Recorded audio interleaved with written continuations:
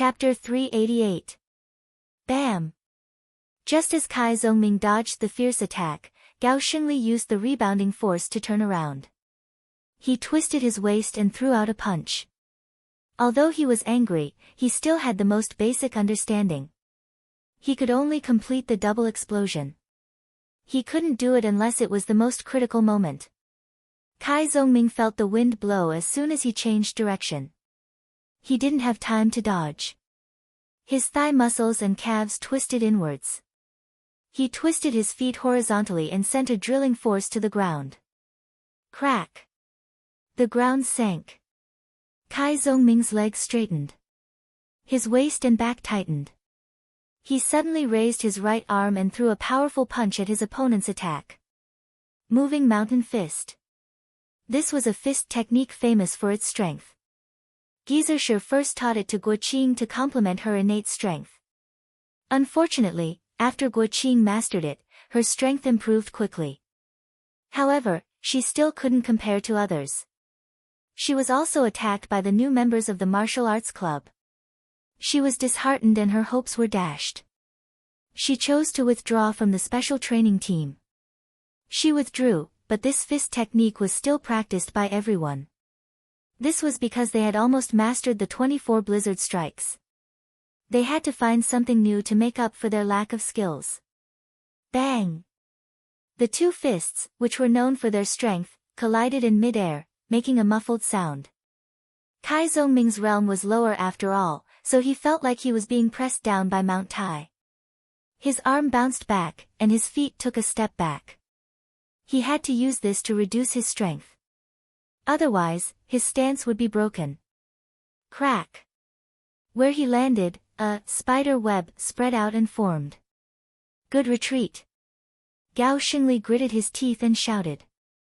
In order to seize the opportunity, he didn't have time to stop. He pushed his right foot and leaned to one side. He immediately rushed forward aggressively and exploded the airflow. Facing this, Kai Zhongming didn't have his usual slickness. He knew that since ancient times, there was only one way. He quickly gathered his courage and advanced instead of retreating. He just landed on the ground with his right foot. His ankle shook, his leg straightened, and his fascia tightened. He drove his body to one side and rushed forward like lightning. Bang! The two bodies collided in a very short distance. Shoulder to shoulder, arm to arm. Open! Gao Xingli roared. His iron-like muscles swelled, and he directly knocked Kai Zhongming back. Comparing strength with mine, you are still far from it. Thump! Thump! Although Kai Zhongming was retreating, he had neutralized most of his opponent's strength by attacking without dodging. He retreated in an orderly manner. As soon as Gao Xingli succeeded, he immediately slid forward and attacked the enemy continuously. While he was down, he would take his life. Kai Zhongming took 2 steps back. Seeing the opponent coming at him, his heart tightened. He couldn't care about anything else. He bent his waist and pulled back his arm, making a backhand flip. Pa! Pa! When he did a backflip, he raised both his feet and kicked the area between the enemy's legs. Gao Xingli was in too much of a hurry, so he didn't have time to change directions. He could only pause to one side, letting the wind blow past his crotch. Then, he regained his momentum and closed in on his opponent. Kai Zhongming, on the other hand, did a backhand flip to catch the falling bullet. His body shot out horizontally, narrowly avoiding the chain of attacks and once again pulling apart the distance between them. In this exchange, Gao Xingli had many better choices. But in his impatience, the faster he wanted to win, the harder it was for him to win. Student Little Ming, who had dodged a bullet, didn't forget his own expectations. While he was busy, he raised the corner of his mouth, revealing a deep mocking smile. Stupid beyond cure. You've been fooled, haven't you? Seeing Kai Zhongming smile from the corner of his eye, Gao Xingli tried to suppress his anger. His mind buzzed and was completely occupied by a red color. I've never seen such a provocative person. Pa! With a crisp shattering sound, Gao Xingli withdrew and released his qi. His two thighs suddenly became thick and strong. His whole body was covered with a strong wind. With a whoosh, he was in front of his opponent. In a flash, Kai Zongming slid forward and dodged the front.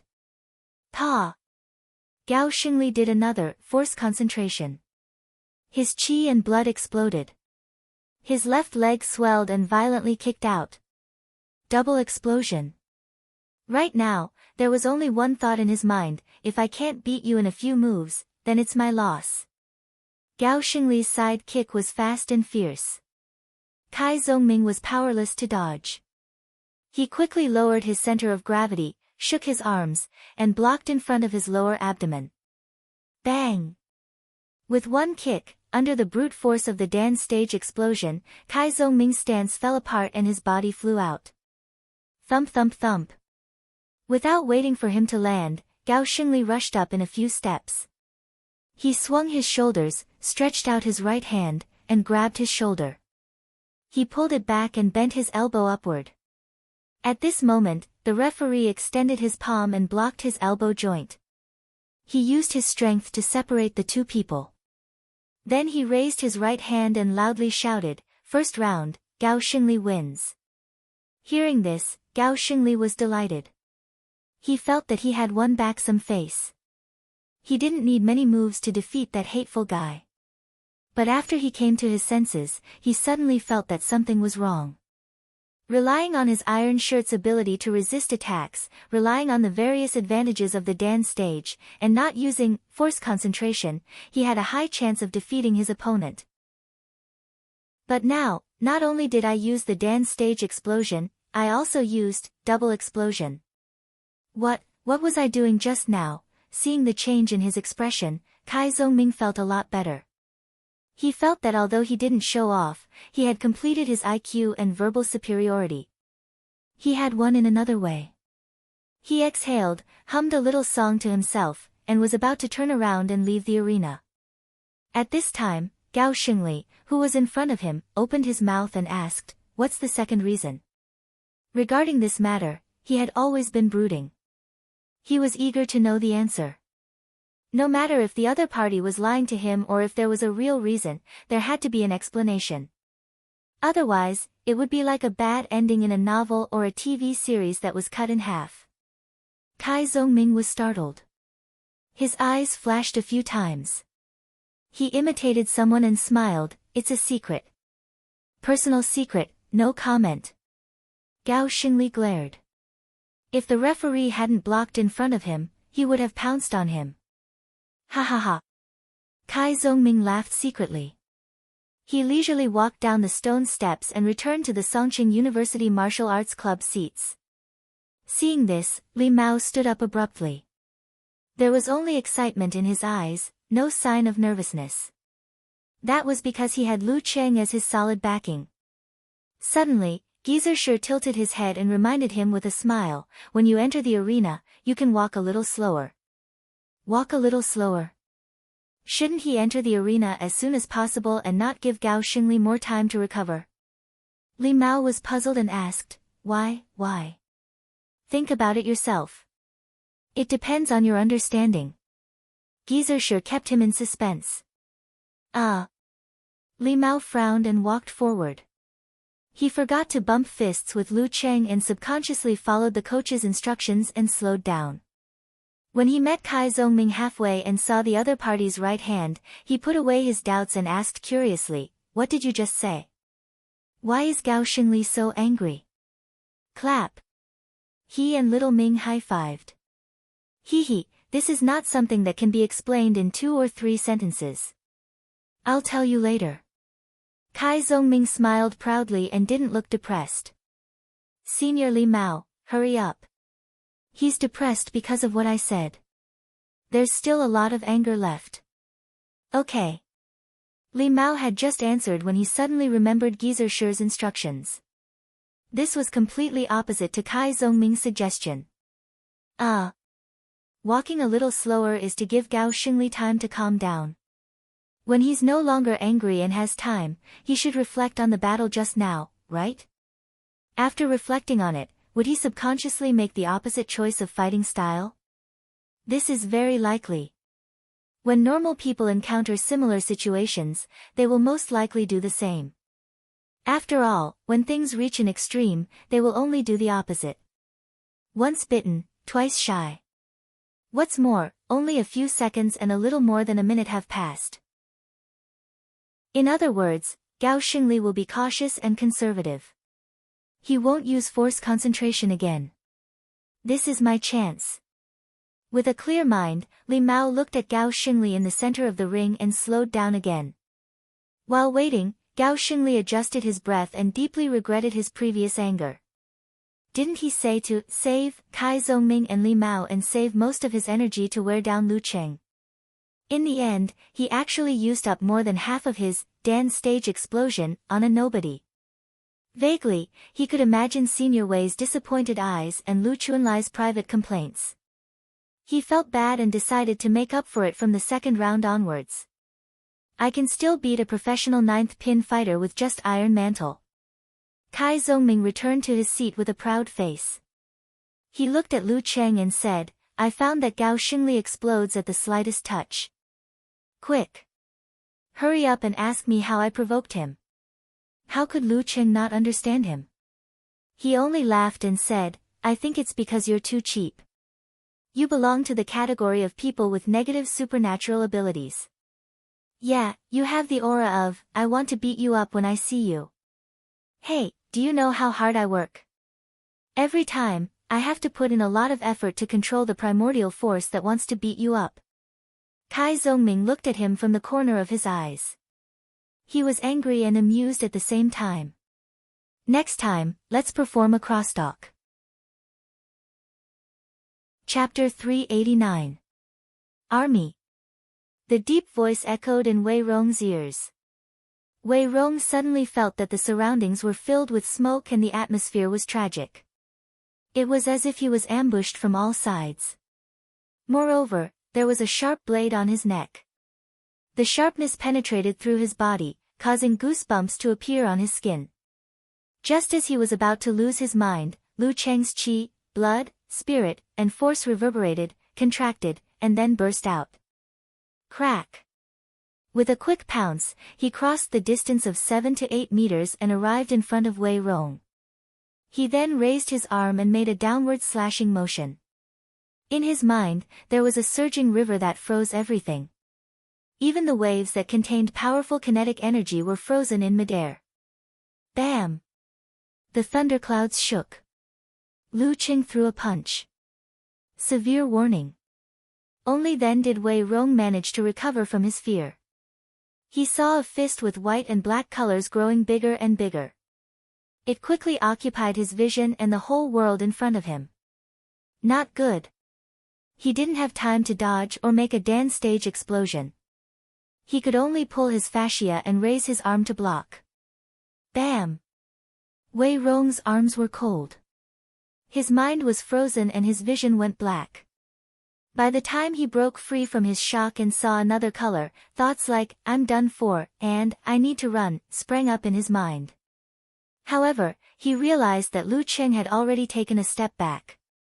With his hands behind his back, he looked calmly at the referee. The referee raised his right arm and announced the result. Round 4, Lu Cheng wins.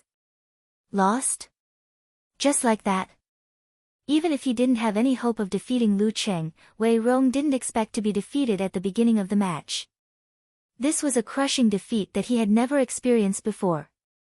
Even when he fought against an 8th pin fighter of the professional 9th pin, he had never encountered such a thing. His face burned and he wished he could find a crack to hide in. In the battle just now, Lu Cheng was like bullying a primary school student. Yes, I am that primary school student. He didn't even have the chance to do anything before he lost. In the live broadcast room, Lu Chang was stunned at first. Then he couldn't help laughing. He glanced at Qin Sansheng and said, how many seconds did it take?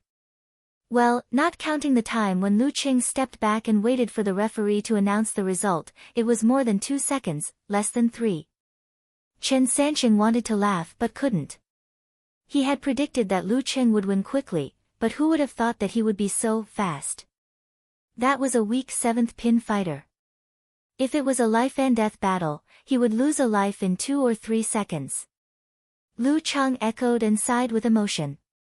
Finally, he asked, Wei Rong is not that weak. In terms of cards, he should be able to fight with Lu Cheng for more than 10 moves. How could he be defeated so easily?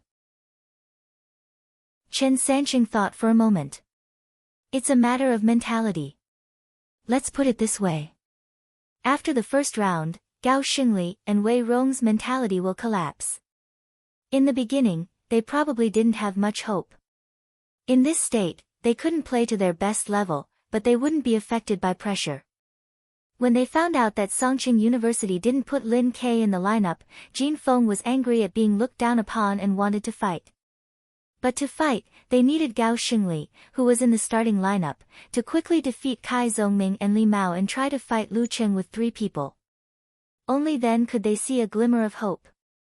In the end, I'm not a lip-reading expert. I don't know what Cai Zongming said in the first round, but in short, Gao Xingli was enraged. He used all his strength and defeated his opponent in a few moves. It was a refreshing win, but the consumption was definitely beyond his expectations. In the second round, he still had some hope. Relying on his iron shirt, he didn't want to use force concentration so easily. Who knew that he would be injured, but he still fought with Li Mao. At that distance, in that kind of situation, even if Gao Xingli had absolute reaction, it was too late. In this match, Gao Xingli underestimated his opponent and was conservative. It's very appropriate to use an idiom to describe it. That is, he didn't know when to advance or retreat, so he lost his level. Lu Chang listened thoughtfully. So, in a martial arts competition, mentality is a very important factor? That's right. Otherwise, why set up a dialogue time? Some martial artists are good at creating momentum and attacking the opponent's mind. They can make the opponent angry, depressed, or scared, and can't perform at least 50 to 60% of their level. Isn't there a saying in the art of war? Also, that couplet also says that those who can attack the heart will be destroyed by turning around. Chen Sanqing smiled and dropped his bag. Gao Xingli was angry in the first round. He made one wrong move, and then all the other steps were wrong. In the second round, he was at a loss, and his mentality completely collapsed. Don't think that he lost the match. In fact, he still has a lot of fighting power. Lu Chang thought for a few seconds and said doubtfully, I'm not surprised that Gao Xingli lost. In the second round, he was at a loss, and there was obviously a problem. He didn't perform as well as he should have. But what does this have to do with Wei Rong? Once Gao Xingli lost, he wouldn't have any more hope, right? Under such circumstances, his mentality was enough to support him to enjoy the match. Why would he collapse? As long as one was human, there would be times when they didn't perform well, and dance stage experts were no exception. When there was a problem with their mentality, or when they accumulated too much fatigue, similar things could happen. Otherwise, in the Warrior Sage Challenge tournament, the top professional 9th pin fighters wouldn't have had to worry about fighting. It's a bit of an exaggeration to say that Wei Rong's mentality collapsed, but he definitely didn't enjoy the match. Chen Sanqing paused and said, it's okay if there's no hope. Once there's hope and then it's destroyed, it's inevitable that people will feel depressed. It's inevitable that they want to leave the situation as soon as possible, so they don't have the will to fight and have a fearful mentality. I've told you before that dance stage experts use willpower to control the spirit and communicate with the core of the body. Willpower can be reflected in the body's momentum. The higher the level, the stronger the willpower, and the stronger the momentum. And then there's the confrontation of momentum. Lu Chang was quite familiar with this kind of dance stage general knowledge.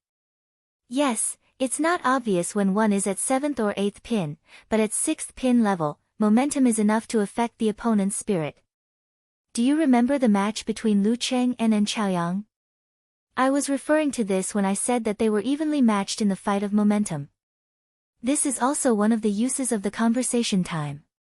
Chen Sanqing explained in detail, once there's a flaw in one's mentality when facing a mighty ones of this level, the opponent will definitely take advantage of it and directly suppress the spirit with momentum. Lu Chang nodded slightly and said, no wonder there's such a thing as psychological trauma. Normal people will be affected by psychological trauma.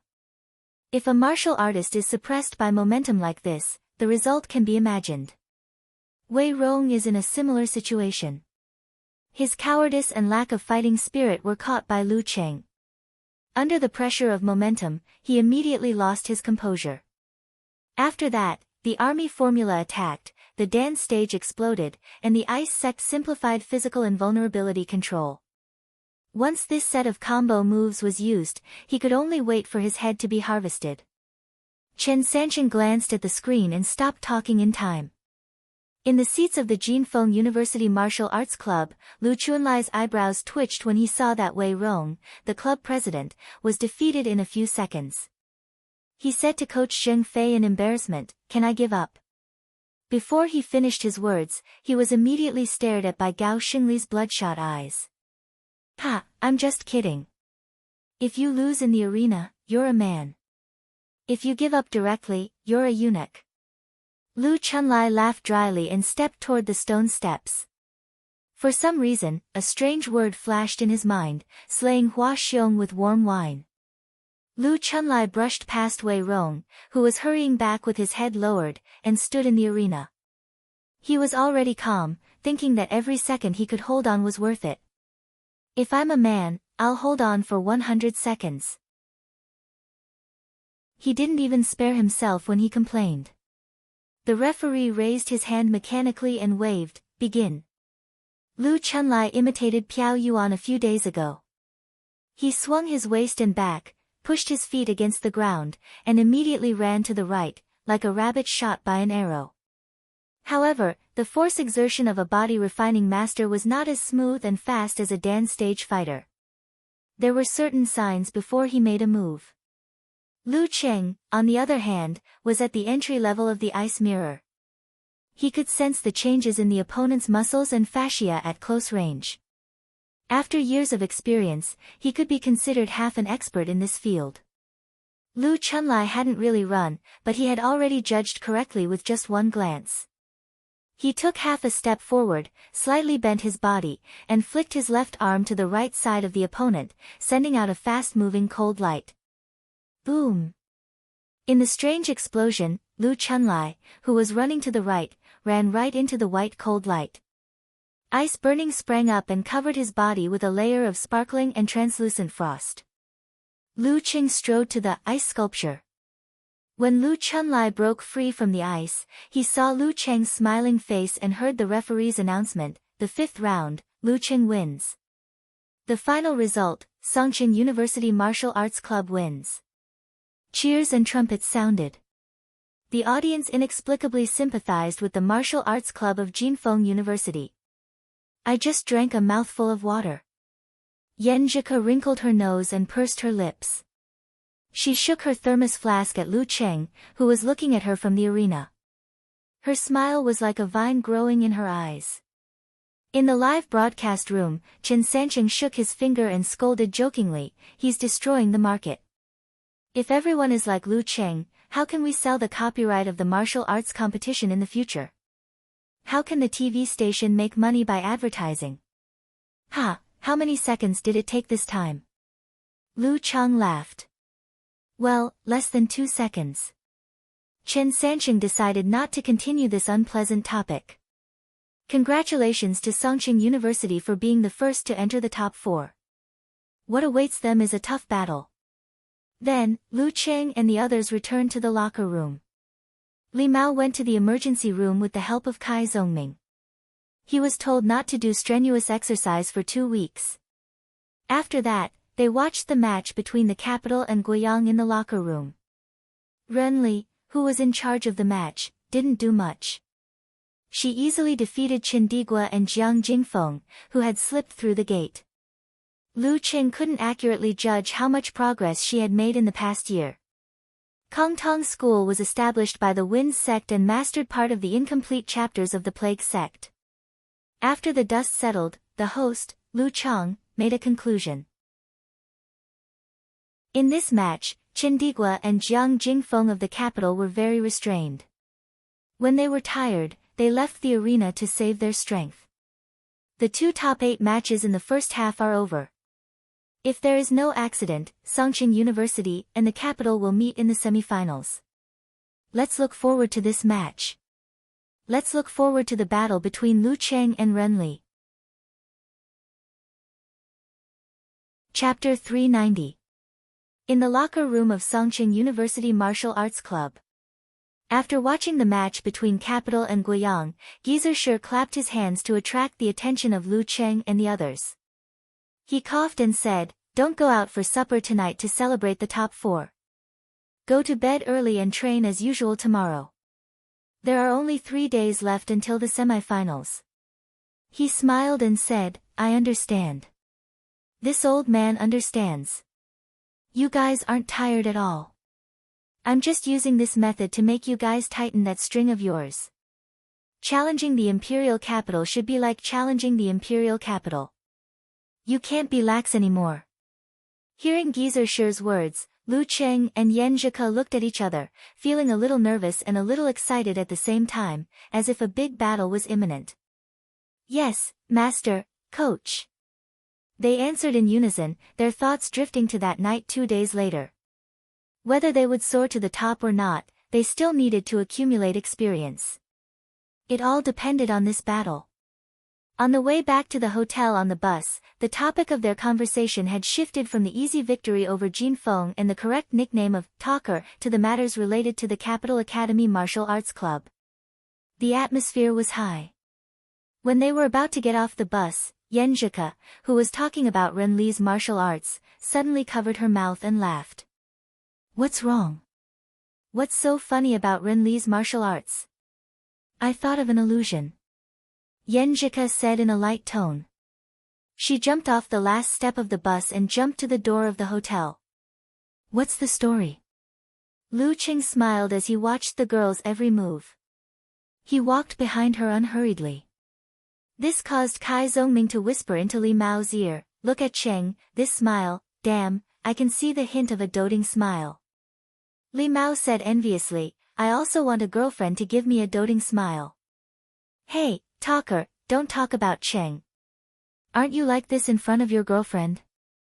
"No, in front of my wife, I smile more humbly." Kai Zongming spread his hands and said, my taste, a mortal like you won't understand."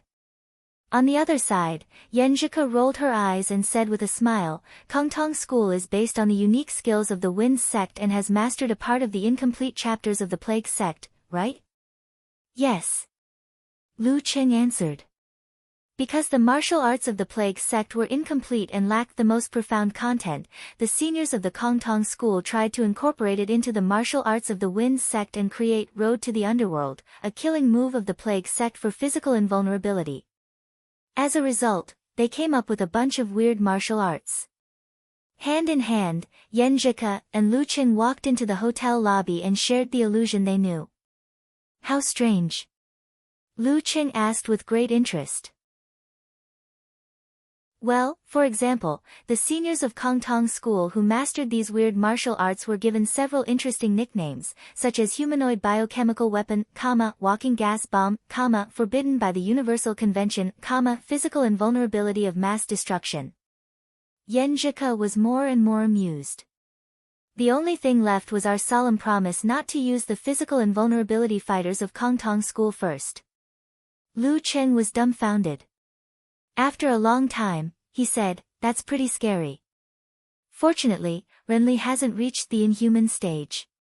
Even if she learns these weird martial arts, she won't have any obvious effect. Yan Zhike smiled, showing her dimples. "Silly boy, you don't have to worry about this. Because these weird martial arts are too murderous and can easily hurt innocent people, Kongtong School has been strictly controlling them. They can't be taught to direct disciples and elders who have passed various tests. Even in the top competitions, they rarely appear. Otherwise, when I mentioned those nicknames, I wouldn't have said interesting, but horrible. They rarely appear in the top competitions. No wonder I don't know. Lu Qing suddenly understood. While talking and laughing, they entered the elevator and came to the floor where the room was. Beep. Yenjika swiped her card and entered the room. When she was about to close the door, she suddenly turned around and looked at Lu Qing with her bright eyes through the gap. She said with a smile, "Do you want to watch the competition video of the capital together tonight?" At this time, such an invitation made Lu Cheng's blood boil and rush to his head. He was about to push the door open and hug his little fairy. But when he thought of his master's order and the upcoming war, he hesitated and thought it was better to cultivate his mind and temper and fully prepare for the upcoming war. In the short period of hesitation, he saw a trace of wisdom in Yenjika's eyes and heard her say in a light tone, "It seems that you don't want to. Then forget it." Before her voice died away, she had already prepared and closed the door with a bang, leaving a burst of clear and undisguised laughter. She was very proud. All of a sudden, it dawned on Lu Qing that Ku was deliberately teasing him. She knew very well that with his personality, he would definitely consider the war with the capital and his master's advice. He would definitely hesitate. That was why she had never intended to let him into her room from the beginning. "You know how to flirt back. You know how to tease me." Lu Qing took out his phone and sent a message with an exclamation mark to express his feelings. "Heh heh." Yenjika replied quickly. She first laughed and then said, "I only dare to flirt with you when you don't know how to do anything. Otherwise, how embarrassing." "Who said that? Who said, 'Don't you want to kiss me,' at the door that day?" Lu Qing teased. He had understood for a long time that when interacting with girls, you can't just flatter and say sweet words. You have to tease and tease from time to time to be intimate. "Forget it." "No, I didn't say that." Yenjika replied shyly. "It's not easy for me to take the initiative and you dare to laugh at me. Humph, I won't be close to you in the future." Lu Qing knew when to stop. He smiled and said, "Guess what I'm thinking now?" Yenjika replied, "Thinking that if I flirt with you again next time, you won't care about anything else?" "Humph, there won't be a next time." "No." Lu Qing laughed. "I'm considering whether or not to break in. How much would I have to pay the hotel if the door is destroyed without a complete corpse? Not to mention the door, even the wall can't stop me." Yenjika sent an angry emoji and said, "Go back to sleep." "Okay." After flirting for a while, Lu Qing went back to his room and washed up. When he lay on the bed, he chatted with Yenjika while browsing the forums and Weibo. From time to time, he would chat with Talker and Fatty Jiang. At this time, the official website of the Weibo Lottery Company had announced the latest odds for the final match between Capital and Songqing University. Capital, 1-1. 3, including principal. Songqing University, 1-1. 5, including principal. The odds for both sides were quite close. Capital was slightly lower, which meant that the public thought they had a higher chance of winning. That's reasonable. Lu Qing glanced over and read the analysis and predictions of the famous martial arts influencers. 3 generations of the Chen family said, Lin Ke is stronger than Chen Digua, while Yenjika is weaker than Jiang Jingfeng or Jiang Kongchan. The final result depends largely on Lin Ke and Ren Li. If Lin Ke wins by 1 or 2 moves and exhausts Chen Digua a little bit, Lin Ke will be able to maintain a decent strength to face Jiang Jingfeng or Jiang Kongchan. Even if he still loses, he can exhaust his opponent to a very tired state, which gives Yenjika a good chance to win. After all, these 2 professional 8th pin fighters are pure fighters without supernatural abilities. If Ren Li wins, Lin Ke will be exhausted in advance.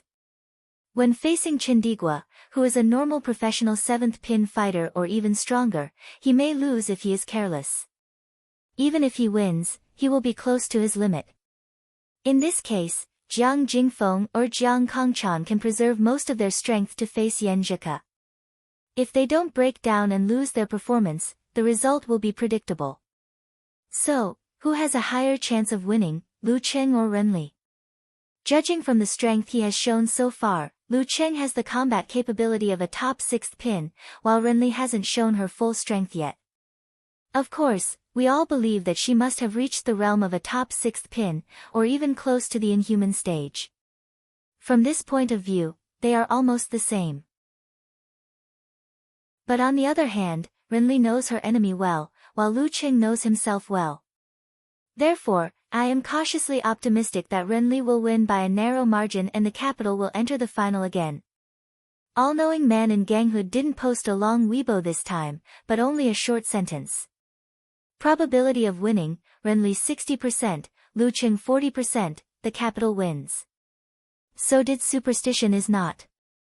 He said with conviction, the substitutes of Songqing University are too weak. How can they beat the capital? Good, this toxic healer. Lu Cheng laughed. When he was about to click on the comments, Yan Zhika forwarded an interview video to him. Look, Renly's post-match interview. Well. Lu Cheng buffered the data and watched it carefully. In the video, Renly stood in front of the reporters like a doll with her hair tied in a half bun. She was of medium height, neither tall nor short. Today, we still have 3 questions, but they are not related to this match. The reporter was obviously familiar with Renly, so he said with a smile. Okay. Renly nodded slightly. First, we are actually very curious. You are not like Peng Liyun, who has an unusual interest in physics. Why do you still want to enter a university instead of accepting the arrangement of Kongtong School and participating in professional competitions step by step? The reporter asked with great interest. Renly opened her mouth slightly and said with her eyes looking up, my parents are both professors in the university. If I don't study for an undergraduate degree, I feel that I am illiterate. There will be a generation gap between them. And the more knowledge I have, the more I can comprehend martial arts by analogy. So you are from a scholarly family. The reporter praised. Second question, I heard that you are usually very muddle-headed, especially road blindness. Has it reached the terminal stage of a terminal illness? Renly unconsciously pouted her mouth and answered with a slight grievance, they say that I am always in the state of, who am I, where am I, what am I doing? I think so. A person's energy is limited. He can only concentrate on 2 or 3 things. As for the rest, just let it be, haha, why do I feel that your answer is very weak? The reporter laughed. Third, what do you think of the match between you and Lu Cheng? Who has a higher chance of winning? In terms of strength, it's 50-50. Let's see who can perform better on the spot. Renly answered sincerely. The reporter shook her head. No, you haven't revealed your trump card in this national competition. Just from this point alone, you have an advantage. Renly looked at her helplessly as if to say, hey, don't expose me. In the video of the interview, the bullet screen was filled with comments such as, wow, so cute, you're so cute, Renly, I'll always support you. Beat Lu Cheng. Lu Cheng was annoyed and amused at the same time. He was looking forward to the semifinals. Of course, before that, there was one more thing to do. That was to watch the match between Peng Liyun and Nen Chaoyang and see the true level of the former. Chapter 391. April 20th, 7:56 in the evening. Peng Liyun defeated Nen Chaoyang for the 3rd time in 3 years, showing that he was only half a step away from the inhuman stage. In the following battle, he defeated Piao Yuan with his exhausted body and completed the feat of 1 versus 2. After Su Wanyan defeated Xing Jingjing with his corvine mouth, Hua Hai bade farewell to the national competition with the worst result in the past 5 years and bid farewell to the former champion, Nen Chaoyang. The sleeping tiger left quietly, leaving only a lonely figure in the hearts of the audience of this year's martial arts tournament, the lonely figure after losing to Lu Cheng. Passion is no match for strength, and passion is no match for God. April 21st, 9:07 in the morning. A portal released an exclusive interview with Huahai University Martial Arts Club, in which Piao Yuan and Chaoyang described in detail the characteristics of Lu Cheng's newly mastered simplified physical invulnerability, suspecting that it was the internal explosion punch of the fire sect. Hearing this, the audience was in an uproar. They didn't expect Lu Cheng, a direct disciple of the Ice God sect, to have inherited the fire sect. Many people began to think that he had a close relationship with the Longhu Club.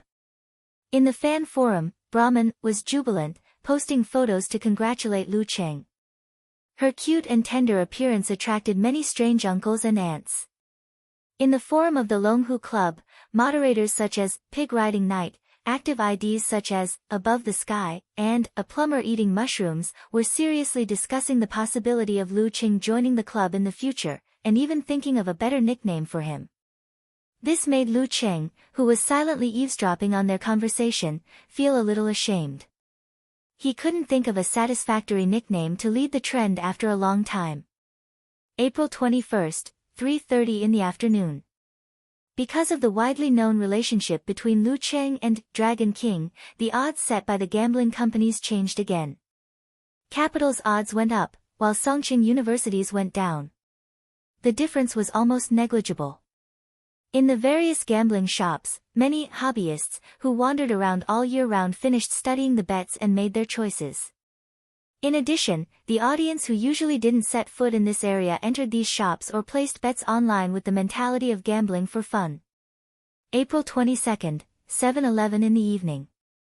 At the entrance of the martial arts arena of the capital, the audience from all directions had formed a long line. Ding Yisin, who was holding popcorn and eating roasted sausages, looked around and said excitedly to Chiu Hailin, Du Yin, and the others, "There are really so many people." After the semi-finals were confirmed, the Capital Academy Martial Arts Club took advantage of the fact that they were fighting in their home territory and obtained the right to sell some tickets so that their supporters could come to the venue to cheer.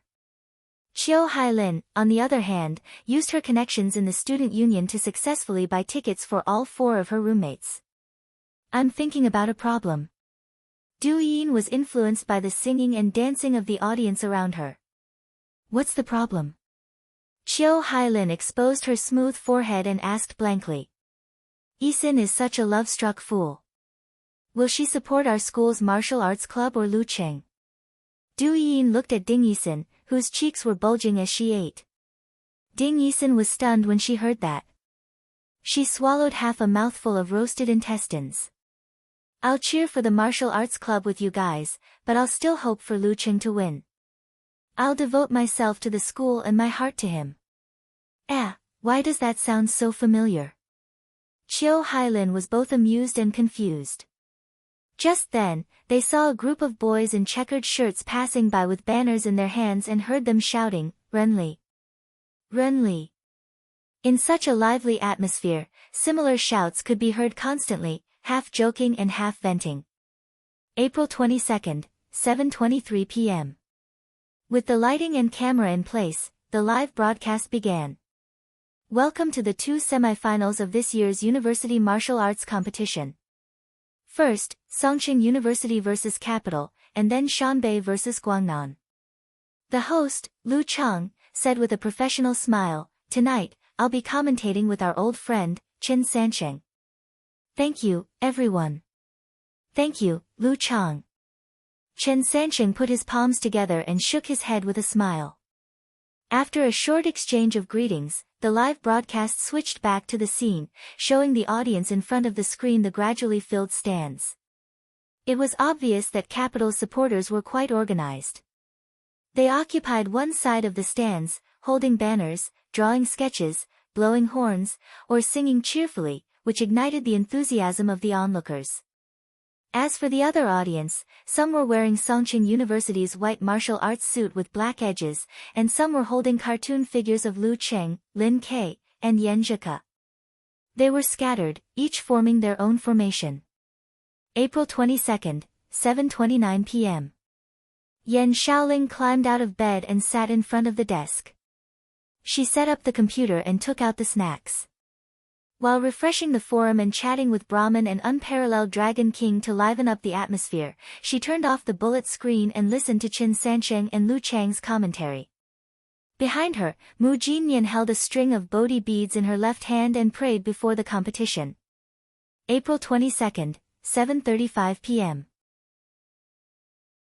In the locker room of Songqing University Martial Arts Club, Geezer Shi clapped his hands to wake up Lu Cheng and the others who were resting with their eyes closed. He coughed and said, "Let's not think about Capital's formation today. Let's do our best and challenge them in our strongest form." Lu Cheng, Lin Ke, Yenjika, from strong to weak, form a long spear-charging momentum. Fight one by one until you run out of ammunition and food. If Capital doesn't have Renli first, then you should try to beat Chindigua and the others quickly and seize the opportunity. If you meet Renli in the beginning, I don't need to say anything more, right? Don't think about saving anything for the finals. Don't worry about fatigue and injuries. Hey, if you lose, it's useless to think about these things. Do you understand? Lu Cheng, Lin Ke, Yenjika, and the others took a deep breath and answered in unison, yes. April 22, 7:36 p.m. In the locker room of Capital College Martial Arts Club, Shin Yu, who was also a part-time coach, looked around with a slightly listless left eye and said with a faint smile, "Do you remember what happened after the finals last year?" In the finals last year, Capital College lost to Shanbei by a small margin and failed to win the championship. Hearing Shin Yu's words, whether it was Chindigua, Jiang Jingfeng, or Jiang Kongchan, who were the main players in last year's final, or Jiang Kongchan, who was a newcomer at that time, they all recalled the sad and sentimental scenes and remembered that they had held hands and shouted, "Next year's champion." Remember. How can we not remember? We are the team that is destined to win the championship this year. Chindigua clenched his fists and shook them. After the final match, I will go to Peng Liyun and the others as the winner and pretentiously say my favorite quote from the novel, "Pain is my friend." Please allow me to introduce it to you. Shin Yu smiled and nodded. She stood up and said, "It's good that you still remember. Our goal is to win the championship, and from now on, we will meet the two strongest opponents. There is no room for any slack or contempt. We have walked for a year and finally come here again. Now, we can't walk like before. We have to sprint, sprint, sprint." Chindigua and Jiang Kongchan's fighting spirit was completely ignited.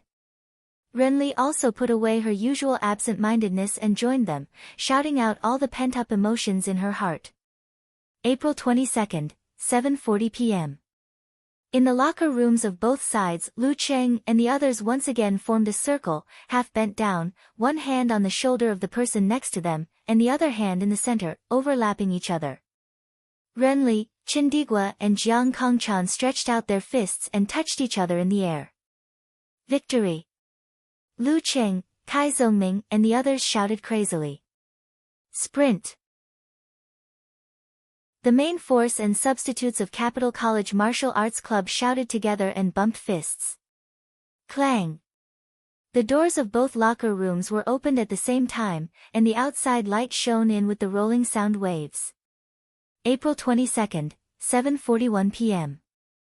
When the referee stepped into the ring, the announcer of the martial arts arena said in a hoarse voice, "The roster of Capital College Martial Arts Club is arranged in order, Renli, Chindigua, Jiang Kongchan." In the burst of cheers, he continued to announce, "The roster of Songqing University Martial Arts Club is Lu Cheng, Lin Ke, Yenjika." Before his voice died away, the whole arena boiled up, excluding all the noise. It was definitely over 125 decibels. There was no need for anyone to say anything. Everyone was very clear about what the first battle was. April 22, 7:45 p.m. The semi-final match between Capital College Martial Arts Club and Songqing University Martial Arts Club officially began. The first round, Renli vs. Lu Cheng. Chapter 392. In the martial arts arena of the capital city, the lights were brilliant and the atmosphere was bursting. Lu Cheng had such a feeling that he couldn't help but tremble slightly. Seeing the referee waving to both sides and the electronic clock saying 43 minutes, he slowly stood up, took off his thin coat, and looked at his girlfriend beside him, wondering how she would cheer for him this time. At this moment, Yenjika also stood up, clenched her white fist, shook it a few times, and shouted softly, "Lu Cheng! Lu Cheng! Come on, Lu Cheng!" The familiar voice, familiar tone, and familiar words made Lu Cheng feel like he was in a trance. He felt like he was going back in time, and he especially cherished the beauty and hardships of this journey. This was the first cheer he had received in the first few challenge tournaments in his life. At that time, he didn't expect to participate in the semi-finals of the National Martial Arts competition in the second semester of his sophomore year and compete with Renli, the heavenly son of the age, on such a high-level stage. Since joining the martial arts club, it had taken him 1 year and 7 months. Step by step, he had finally reached this point. He had reached the threshold of the finals. Whether to advance or retreat, it all depended on this one move. "I'll do my best." Lu Cheng replied with the same reply from that time, but with an additional action. He reached out his fist and bumped with the girl. In his spare time, he would occasionally look through the past chat records. At a certain stage, he would export and back up them. Yenjika seemed to remember the scene and the conversation at that time. She looked at him and smiled. Everything was understood without words. Beside them, Li Mao, Sun Jian, Kai Zongming, and the others were puzzled by this, back to the basics, encouragement and reply. They felt that it was not in line with the style of this couple who flaunted their affection every day. Shouldn't they be more and more intimate with each other every time? "When we fought Huahai, although we didn't look back, we could guess that you were doing something inappropriate behind the scenes. Why was it so simple and so innocent this time?" Both Lu Cheng and Yenjika sensed their confusion. They smiled at each other again, feeling the sweetness of sharing an exclusive secret with each other. Without saying anything more, Lu Cheng reached out his hand and gave Lin Kai, Kai Zongming, and the others a pat on the shoulder. Amidst the cheers of "good luck," he turned around and walked towards the stone steps of the arena while the big screen was rolling. With every step he took, he became firmer because of the memories from before.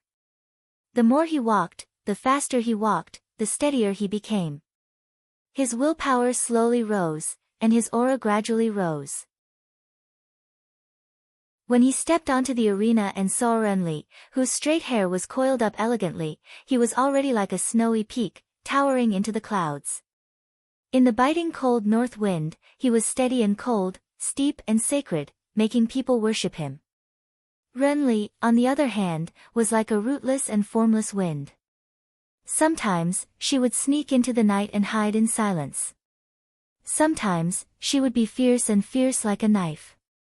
Sometimes, she would surge and sweep, turning into the apocalypse. The most amazing thing about her momentum was that her willpower was hidden in the wind, drifting and dispersing at will. This made it impossible for Lu Cheng to fight her head-on, so he could only defend passively. Of course, the highland and snowy mountains were not something that could be shaken by a hurricane. The martial arts of the wind sect were indeed mysterious. Lu Cheng praised in his mind. He and Renli stood on opposite sides of the referee, about 8 to 10 meters apart. In the live broadcast room, Chen Sanchen couldn't help but clear his throat and say to the audience watching the live broadcast, "The battle of the heavenly sons of the era is about to begin." In Lu Cheng's and Renli's respective fan forums, the IDs that were chatting earlier all stopped posting and focused their attention on the screen. The men and women in the stadium also held their breaths, watching the digital clock move to 45 minutes and the referee raise his right hand. "Talk time starts now." As a high-ranked Dan stage referee, his voice overpowered the audience. As a quasi-senior in the martial arts circle, he clearly knew how much attention this competition had attracted. Not only the fans, the elders and disciples of the Ice Gods sect and the Kongtong school would be watching, but even the Dragon King and Dong Baxian were said to have set aside some time to watch the battle.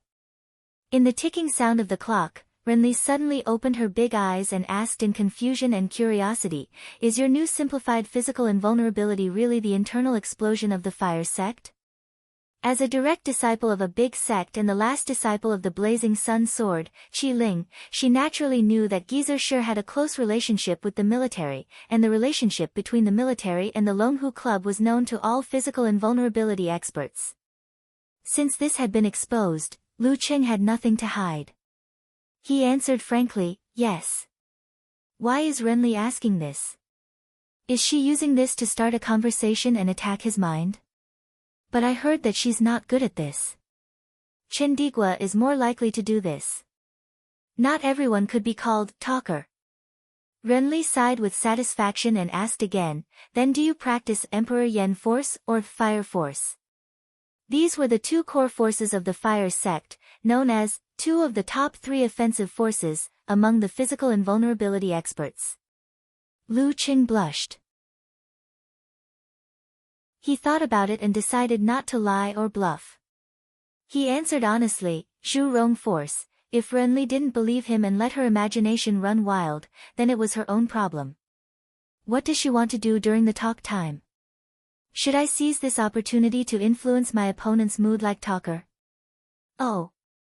Renly seemed to have solved a problem that had been lingering in her heart for a long time.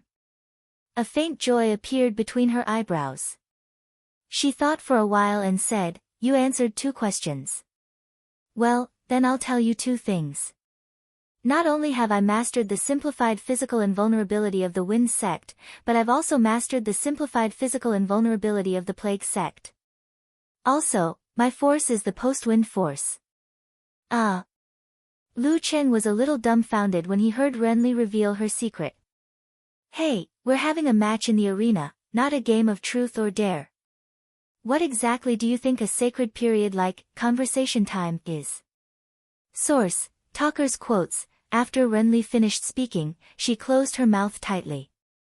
The light in her eyes gradually gathered, as if condensing into a ray of light, which complemented the fresh martial arts suit on her body, which had a light green base and light white embellishment. At this moment, Lu Cheng, who had recovered from his stupor, started to wonder if Renly was telling the truth or not and what her real intention was. Is she really returning the favor by revealing her secret on her own accord, or is she deliberately misleading me so that I can divert more energy to guard against the elusive simplified physical invulnerability of the Plague sect? Forget it.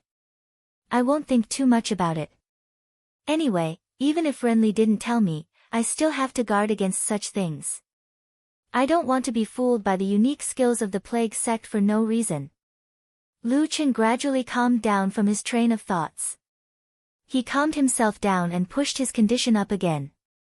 While they were silent, the referee glanced at the electronic clock, raised his right hand, swung it down violently, and shouted, begin. Whoosh! Renly was the first to move. She took a step to the left, and then twisted to the right. Her footwork, fascia, muscles, and strength were all coordinated. Suddenly, a small whirlwind was stirred up. The whirling tornado was visible to the naked eye. It rushed straight towards Lu Cheng with a soul-shaking howl, rolling up a lot of dust on the ground. As for Renly, it was as if she had disappeared into thin air. Buddha's voice accompanying. Stepping on the dipper. These 2 words flashed across Lu Cheng's mind as he was making hand seals to use the army formula. He realized that Renly had reached an incredible level in the wind step, which was the level of quasi-inhuman. This was similar to the Buddha's voice accompanying and stepping on the dipper. However, the great thunderous cloud, great lion's roar, and great wisdom sound, which could only be mastered by Qiu Lin before she reached physical invulnerability, were merely lotus steps accompanied by cloud and thunder. Moreover, the cloud and thunder sound didn't have the effect of enlightening people. Renly was obviously not at the beginner level in this aspect. She could be said to have reached the next level. If Qiu Lin was used as a comparison, her lotus steps accompanied by cloud and thunder was close to the highest level, surrounded by strong winds as if they were protecting her. The sound of the wind was so loud that even the deaf could hear it. This was not only a footwork, but also a sound skill. Lu Cheng heard a hair-raising howl in his ears, as if the devil was about to come. In front of him was the whirling tornado. He quickly changed his hand seals and outlined a new ancient word in his mind. He said in a low voice, "Forwarding." The forwarding formula suppressed all devils. Chapter 393. The word forwarding reverberated in a low voice. Lu Cheng's fear and trepidation immediately calmed down. There was no longer the feeling of extraterrestrial demon fantasy in his mind. Only the small visible tornado in front of him was real. With the protection of Hurricane Circle, Renly didn't have to worry about being hit directly by burning of ice and fire, or the influence of army formula. It seemed that Lu Cheng had no other choice but to dodge and wait for the right time. However, the battle of momentum was still going on. If he was forced to retreat at the beginning of the battle, he would inevitably fall into a disadvantage mentally, which would have a certain adverse effect on the following battles. When it came to the moment when victory was decided by a hair's breadth, this might be the key factor. A thought flashed through Lu Cheng's mind. Instead of retreating, he took half a step forward, swung his right arm, and threw a punch at the roaring mini-tornado. Boom! The fist hit the void, the airflow expanded, and the flames rose and rolled out, colliding with the tornado. The most basic application of the power of blaze, bursting punch. Whoosh! The sound of the wind suddenly grew louder. The flames and the whirlwind collapsed and scattered in all directions. At this moment, a figure leaped out from the disintegrated wind vortex. He made a small arc and leaned forward to attack Lu Cheng from the side. Lu Cheng had anticipated this. He tightened his thighs and kicked out with his left foot, making a crisp sound out of nowhere. Renly sensed it before she got close. She bent down again and opened her right fist, turning it into a palm knife. She fiercely chopped at the bone above Lu Cheng's ankle, blocking and attacking at the same time. Bam! Lu Cheng felt a pain in his calf, as if he had suffered a little heart injury. He couldn't help but throw it back and retract it. Renly's palm knife bounced up and crossed with her left palm, leaving only a thin gap as thick as an A4 paper in the middle. Bam! She twisted her waist and bones, and her strength surged. Then she crossed her palms, stirring up a wind blade as thin as a cicada's wing and flying out. With a whoosh, Lu Cheng's absolute reaction made his scalp numb. He lowered his head without thinking. Whoosh! The sharp wind blew, and a tuft of his short hair fell down. The cut was neat and smooth.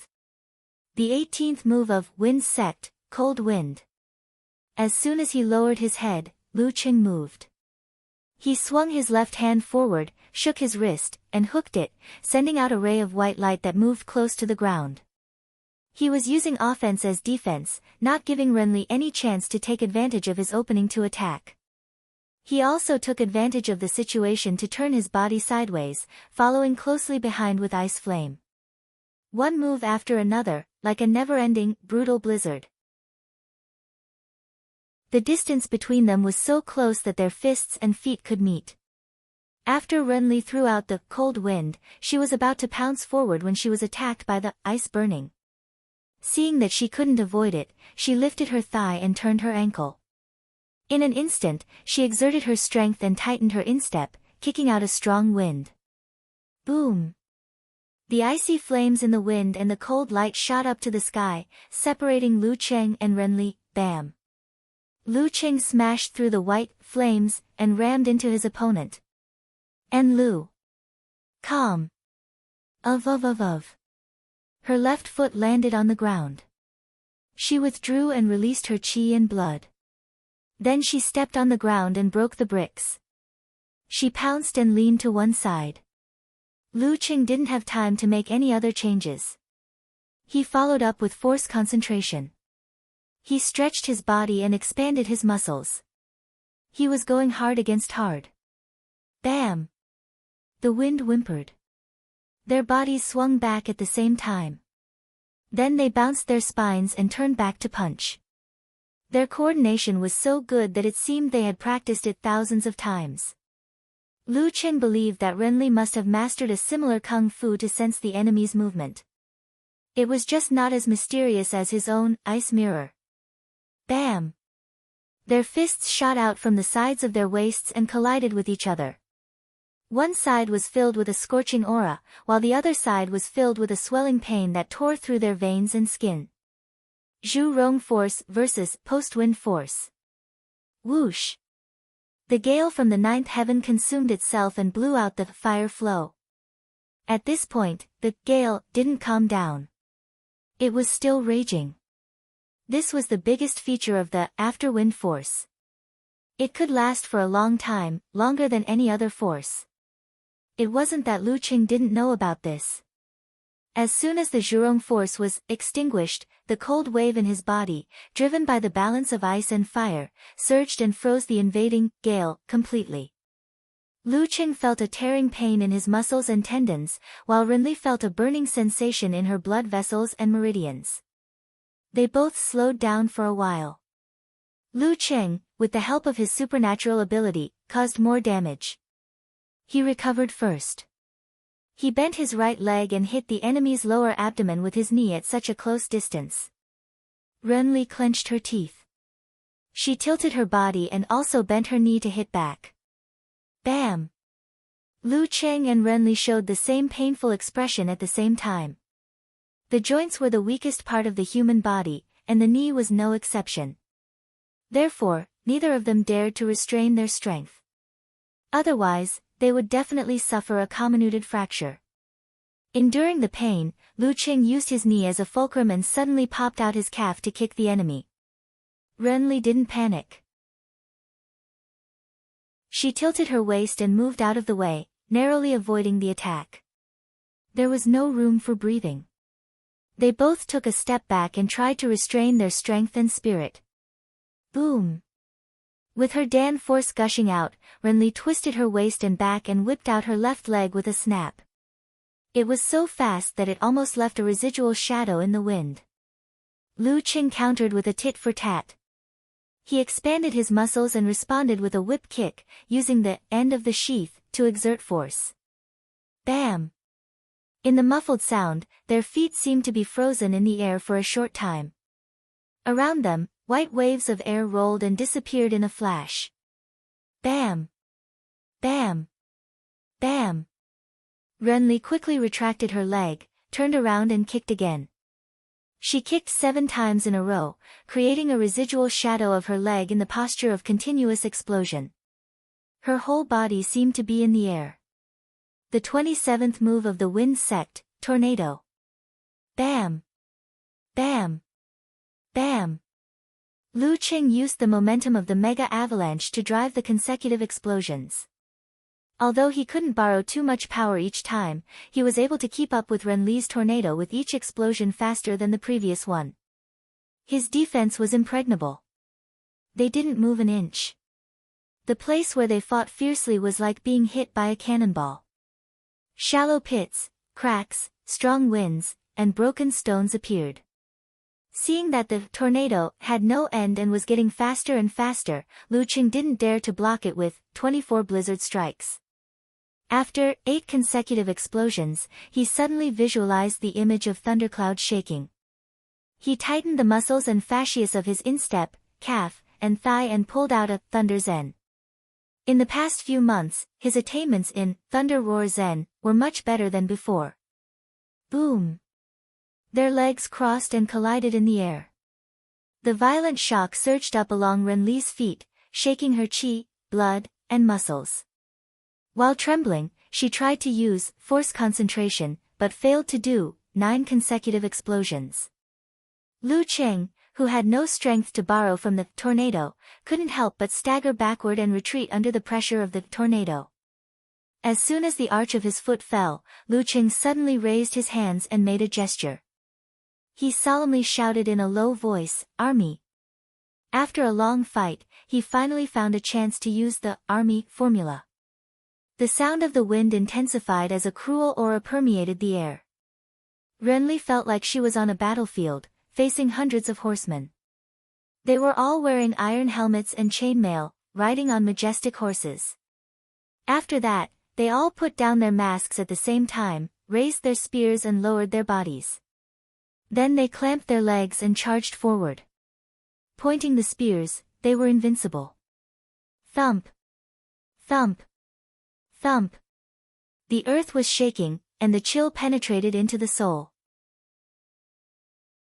Those who had not been on the battlefield for a long time would inevitably be scared out of their wits, and Renly was no exception. However, her willpower and spirit were like a shapeless mass of wind. After being oppressed and stimulated, they first scattered and then gathered together again. The light in her eyes quickly recovered.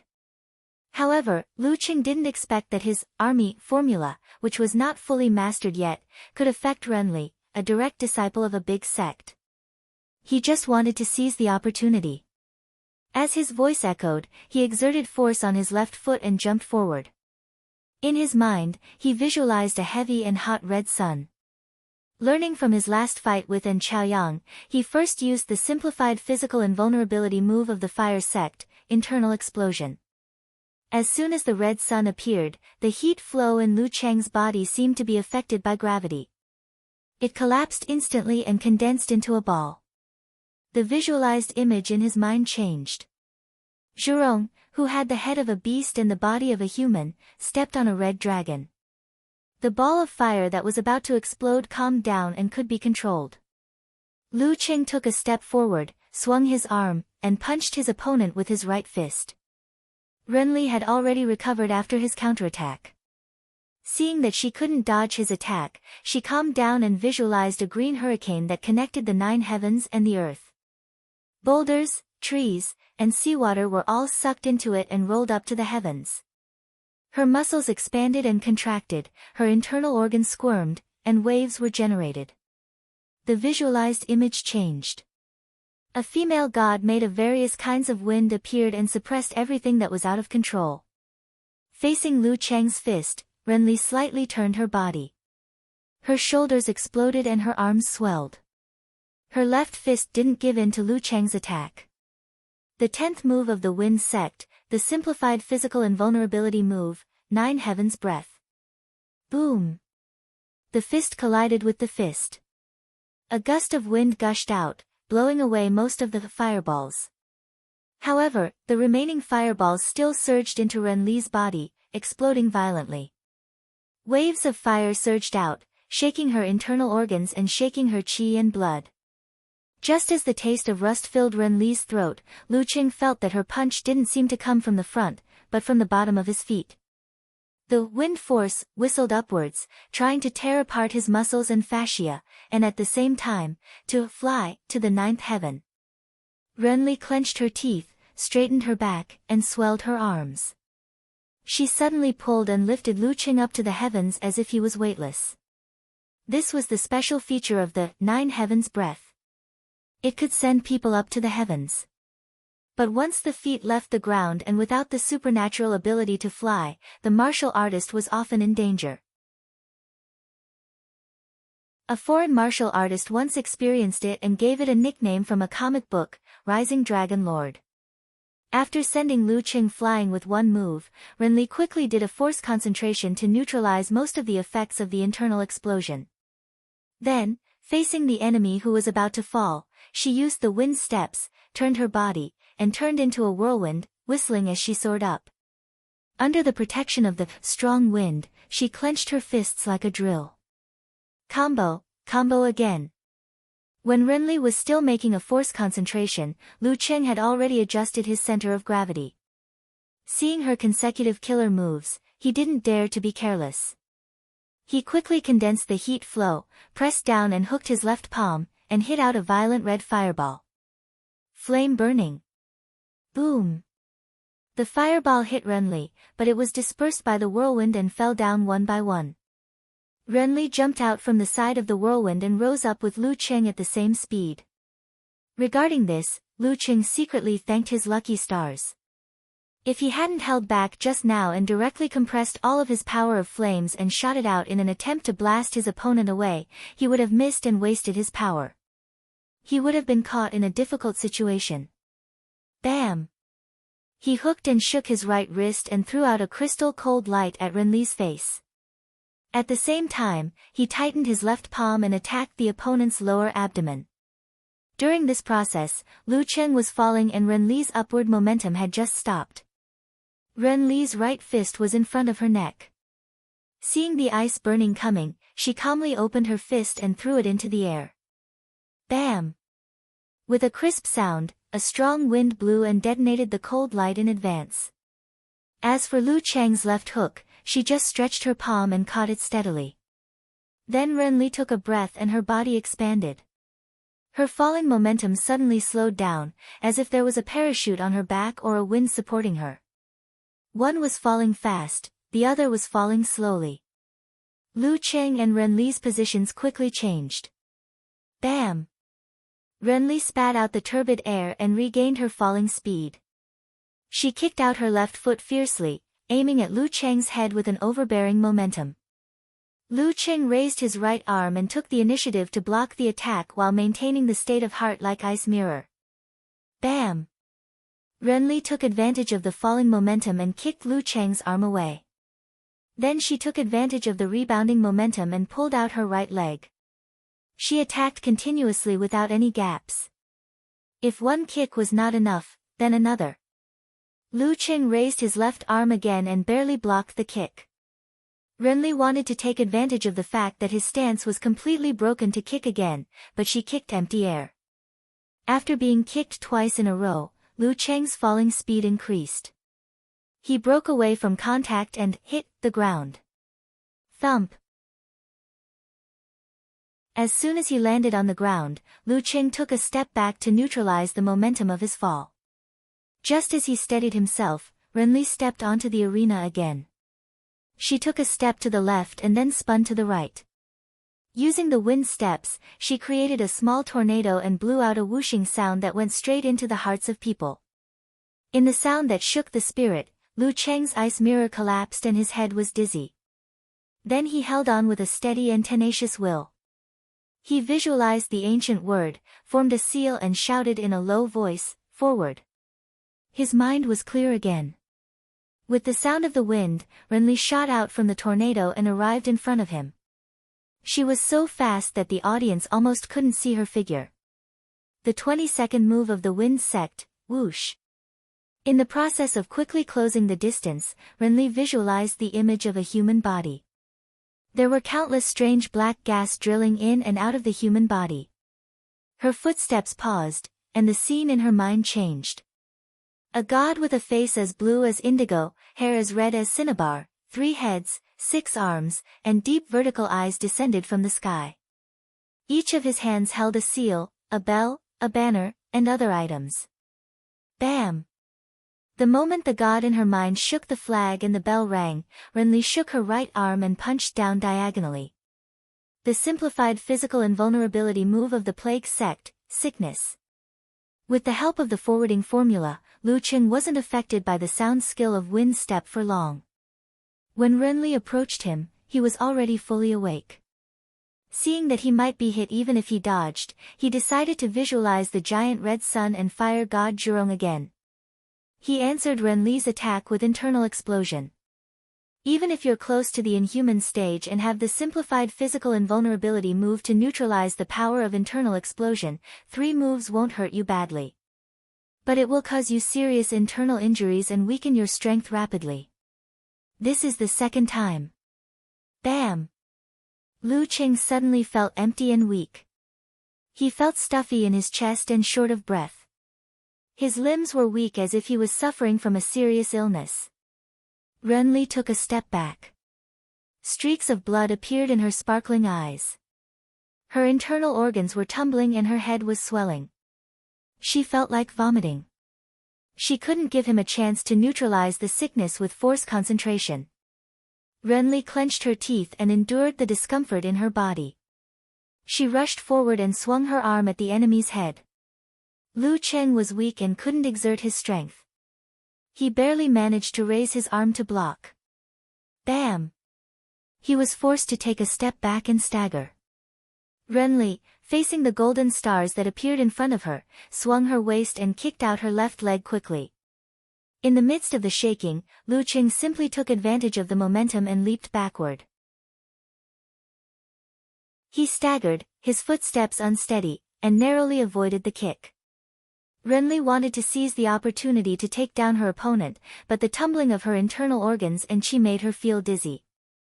She couldn't move in time. She had to take a deep breath and return her chi, blood, force, spirit, and the effects of internal explosion to her dantian. Seeing this, Lu Qing hurriedly controlled his spirit with his will and forced himself to do force concentration. His sickness was contained in the ice and fire. Since the beginning of the battle, this was the first time that the battle between the two had slowed down. Wonderful. In the live broadcast room, Chen Sanqing wanted to express his feelings with vulgarities. This is King wonderful. In this battle, the situation of victory and defeat was constantly changing. Sometimes it was Renly, and sometimes it was Lu Qing. Both of them had been trying to seize the initiative. Throughout the whole battle, there was not a single place to be pissed. The onlookers didn't even dare to take a sip of water for fear that they would miss a crucial moment in the blink of an eye. If the battle just now was divided into segments, everyone would realize that they were fighting fiercely in a state of life and death. This state lasted for a very long time, and only now was it considered to have eased up. If it were most of the rank a success, they would have collapsed under this kind of oppressive and aggressive fighting style long ago, but they actually both persevered. They are indeed the heavenly sons of the era. What else can I say? An interesting emoji popped up in Chen Sanqing's mind. As for the live audience, their cheers and shouts at the beginning gradually turned into silence.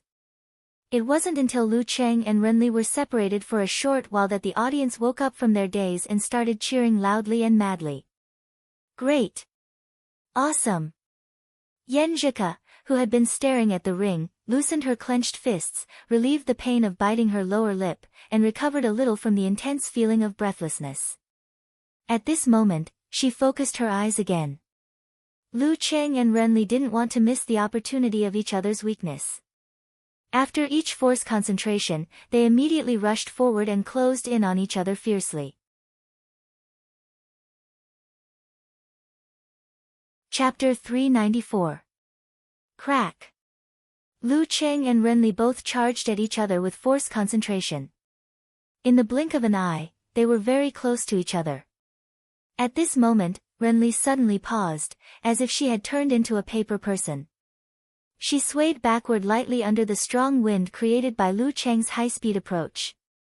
Then she swayed sideways and staggered away from her opponent with wonderful footwork. She avoided the front and dodged to the side, breaking the rhythm of the battle. Bam! She lowered her waist and gathered her force. Taking advantage of the impact of the dance stage eruption, she threw a cannon punch straight at Lu Qing. Lu Qing knew why Renly disrupted his rhythm like this. She was afraid of another collision with the internal explosion punch.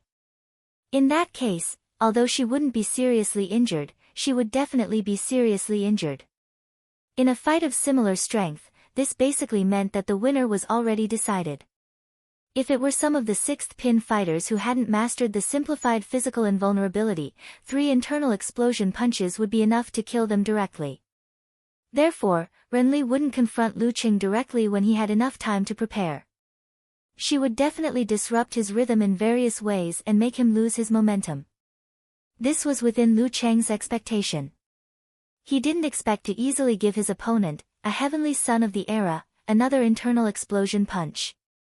However, he had an alternative way of fighting.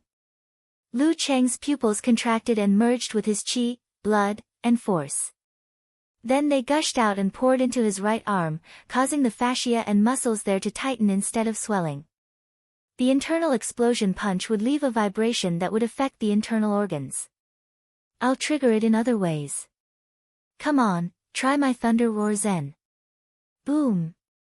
Lu Qing seized the last moment to visualize the thunder cloud shock in his mind. He swung his right arm back and hit Renly's cannon punch. Bam! With a loud explosion, Renly's muscles trembled and the discomfort in her internal organs seemed to be catalyzed. She hurriedly made another force concentration to calm her chi, blood, and dispel the vibration. Lu Cheng was about to swing his arms and use the mighty roar zen of the dance stage consecutive explosion when he suddenly smelled a light fruity fragrance. This was a smell that had never appeared before.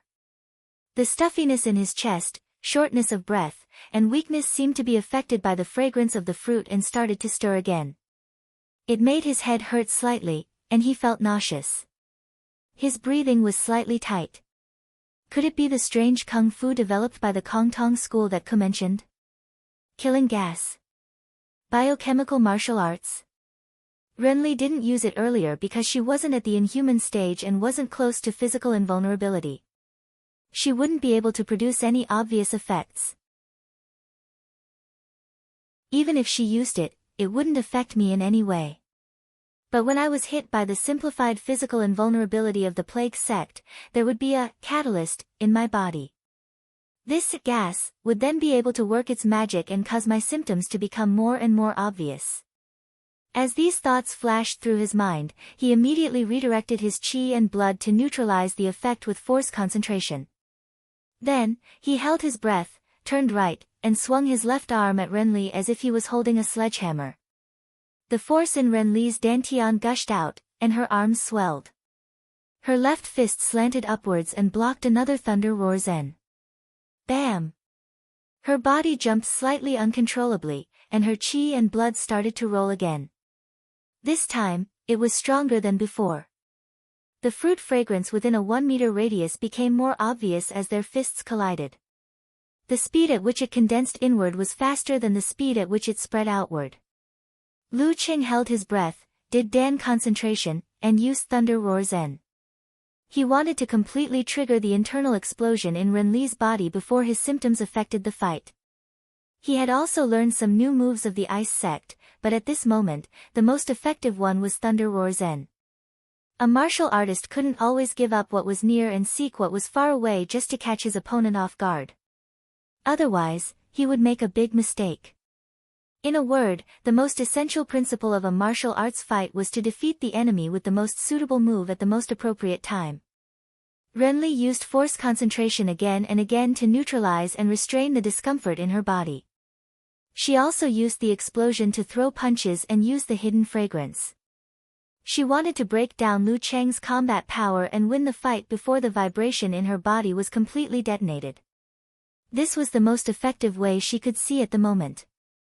Triple explosion, quadruple explosion, quintuple explosion.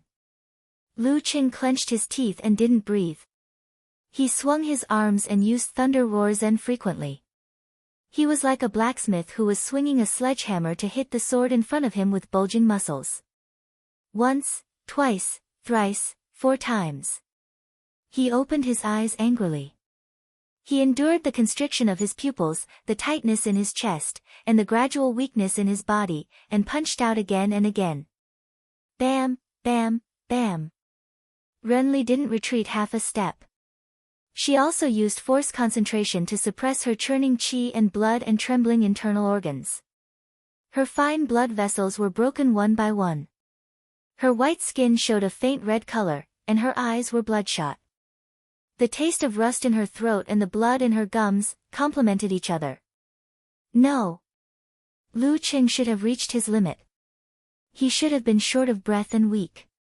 There should be obvious signs. Sextuple explosion, septuple explosion, octuple explosion. Renli saw that Lu Cheng in front of her was full of vigor and fighting spirit. He was tough as if he had walked on the edge of life and death. She couldn't see his real condition. No. I can't fight to the death like this. Renli's vigor was suppressed. A thought flashed through her mind. She wanted to change her way of fighting. After another force concentration, she leaned forward with her back and raised her right leg. With a ferocious kick, she forced Lu Cheng to retreat and found an opening. Then, she shrank back and quickly adjusted her breathing.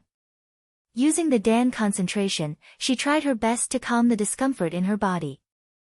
In such a fierce battle and such a high-intensity collision, Lu Cheng had long been unable to hold his breath. After taking a few breaths of the fruit fragrance, his head began to ache and dizziness. His chest was so tight that he couldn't breathe properly. His body was exhausted. Seeing that Renly retreated, he quickly withdrew his qi and blood and rushed to the side with a crack. He rushed out of the place where he had been standing and breathed in the fresh air. If he didn't slow down, he wouldn't be able to hold on. Seeing this, Renly was a little annoyed. She didn't expect Lu Cheng to be at the edge of his limit. She could still hold on for 3 or 4 tremor punches. In the seats of the Songqing University Martial Arts Club, Yanjika vaguely understood what was going on after witnessing her boyfriend's thirst for air. Her heart was in a mess. She was worried, praying, and a little proud at the same time. Cheng had forced Renly to use that move. This was probably her trump card to deal with Peng Liyun. At this moment, Lu Cheng, who had recovered a little, didn't think about anything else. He made a gesture with his hands and outlined the ancient characters in his mind. He shouted in a low voice, "Okay." He jumped out and rushed to Renly. His heart was filled with a strong fighting spirit. Don't be a coward. Just do it. Life and death were nothing. Just do it.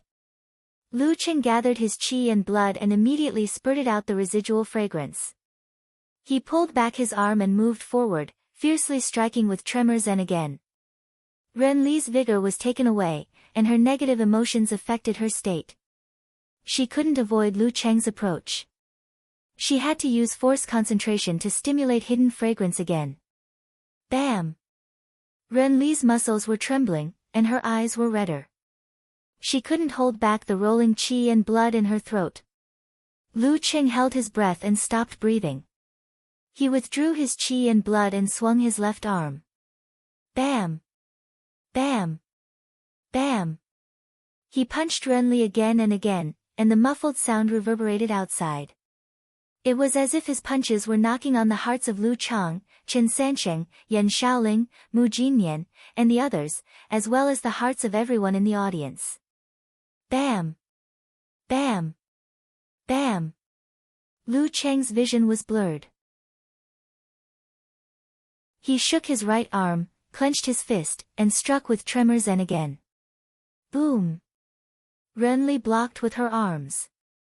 Her qi and blood were shaken again, and the residual effect of internal explosion in her body was completely triggered. Her internal organs seemed to be spasming, her head was dizzy, and blood was flowing out of her throat. Renly's stance suddenly collapsed. Chance! Lu Cheng's eyes widened. He braced himself for the explosive strength in his shoulders and was about to throw a side uppercut at his opponent's temple. But at this time, everything in front of him was blurred, and he was in a trance, like a slow-motion replay of a movie. Have I reached my limit? He saw his fist slowly moving towards Renly's head. He saw his opponent slowly swinging her arm towards his throat as if she was seeking victory in the midst of her defeat. Puff! Puff! Both of their fists were caught by the referee at the same time. At the last moment, Lu Cheng seized the opportunity, but his strength was slow and his movement was slow. Renly was in the same situation, but she was better. Therefore, she found the opportunity to hurt both of them. As for Renly, she was able to block Lu Cheng's attack in time.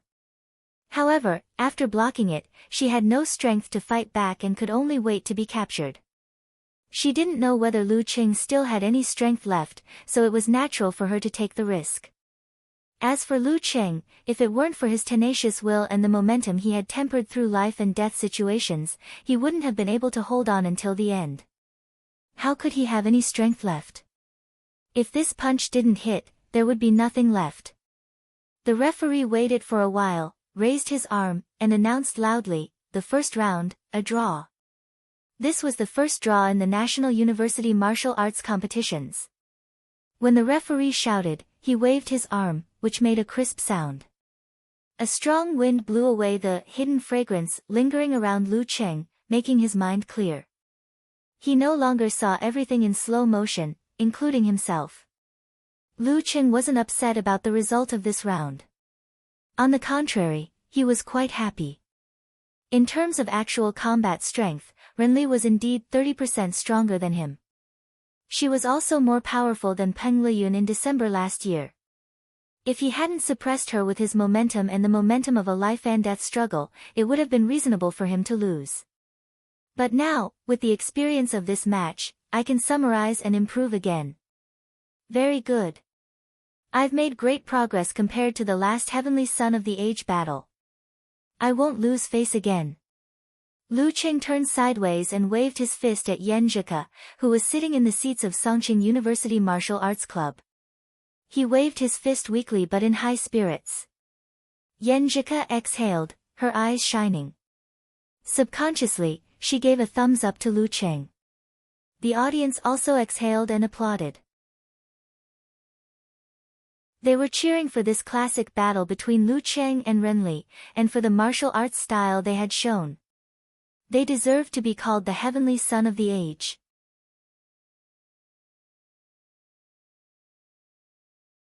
Chapter 395.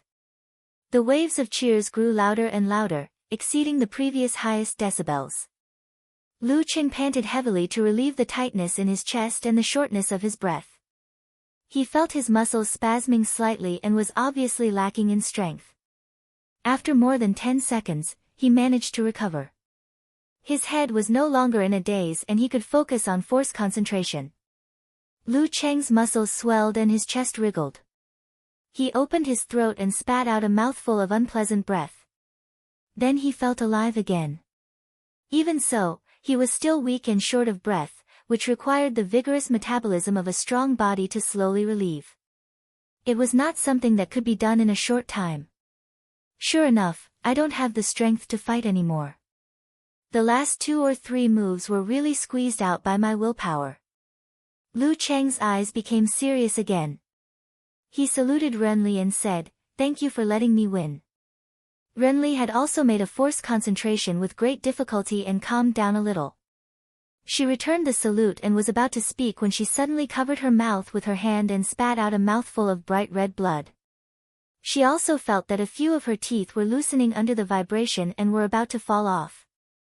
For mighty ones of Dan's stage, they were full of vigor and vitality. Even if their teeth were knocked off, they could grow back after a while. It was equivalent to changing teeth, so it was not a serious injury. I have to do silent meditation for a few days. Renli pursed her lips and said no more. She turned around and walked towards the stone stairs. Her leg muscles were still trembling and twitching. Her steps were quite light and her body was shaking. Shen Yu, Jiang Kongchan and the others immediately rushed over to support her. Lu Qing was the same. On the way back, he felt his calves and stomach jumping with every step. He was a little out of breath and had to take deep breaths. Yan Zhika and Kai Zongming quickly came up and supported him in a flurry. Awesome! You actually tied. Kai Zongming gave him a thumbs up with his free hand. Are you praising me, or mocking me? Lu Qing asked with a smile. He was actually stuttering when he spoke, which showed that he was not in good condition. Kai Zongming laughed. Of course I'm praising you. I don't know how many gamblers want to go to the rooftop. No, the rooftop is full of people. The corpses below are piled up to the edge of the rooftop. Most people were betting on who would win or lose. I don't have a choice. Actually, Renli has a higher chance of winning. I forced a draw. Lu Qing admitted frankly that he was slightly inferior to Renli. Before he could finish his words, Yan Zhika, who was on the other side, interrupted him with both anger and concern. Stop talking. It's so strenuous. Should we go to the emergency room? No need. Phew, it's much better than before. I'll be back to normal in a few minutes. After being yelled at, Lu Qing smiled even more happily. Because it was a draw, there was no need to hurry up and not give the opponent a chance to recover. The referee signaled Lin Kei and Chindigua to wait for a while, and then called the staff to clean up the ring. Taking advantage of this gap, Lu Chang, who was in the live stream, lamented in amusement. I didn't expect it to be a draw. That's rare. Isn't it very difficult for the referee to make such a decision? I think it's not a problem to fool a layman like me with the last punch. Chen Sanqing laughed and said, the referee should have considered that both of them would be injured, so it's not a big problem for him to call it a draw. Ren Li and Lu Cheng have obviously reached their limits. It's not the limit of exhaustion, but the limit of the negative state that makes them unable to continue fighting. In this case, they have a good chance of dodging the opponent's attack by lowering their heads and tilting their necks. Then they just stare at each other and can't make any moves. Ha, you're right. It's obvious that Lu Cheng and Ren Li's physical condition is getting worse and worse. Lu Chang said thoughtfully, Ren Li must have suffered 2 internal explosion punches, which left a residual injury. Then she was hit by Lu Cheng's tremor punch with force concentration, which added up to the shock, which completely triggered the negative status. Her situation is easy to understand, but what about Lu Cheng? Inexplicably, his strength is getting weaker and weaker. Chen Sanqing thought carefully for more than 10 seconds, and then signaled the director to replay a few scenes. Stop. Stop. Right here. See? After Ren Li retreated, Lu Cheng didn't chase after her. Instead, he rushed to the edge of the side and gasped for breath as if he had been holding his breath for a long time. You mean in the previous round, Lu Cheng didn't breathe much, or he didn't dare to breathe? Lu Chang asked in horror. Yes, the secret arts of the plague sect are all strange and unpredictable. They can harm people without anyone noticing. Chen Sanqing sighed. I can't tell what kind of kung fu it was, but I can guess what happened to Lu Cheng.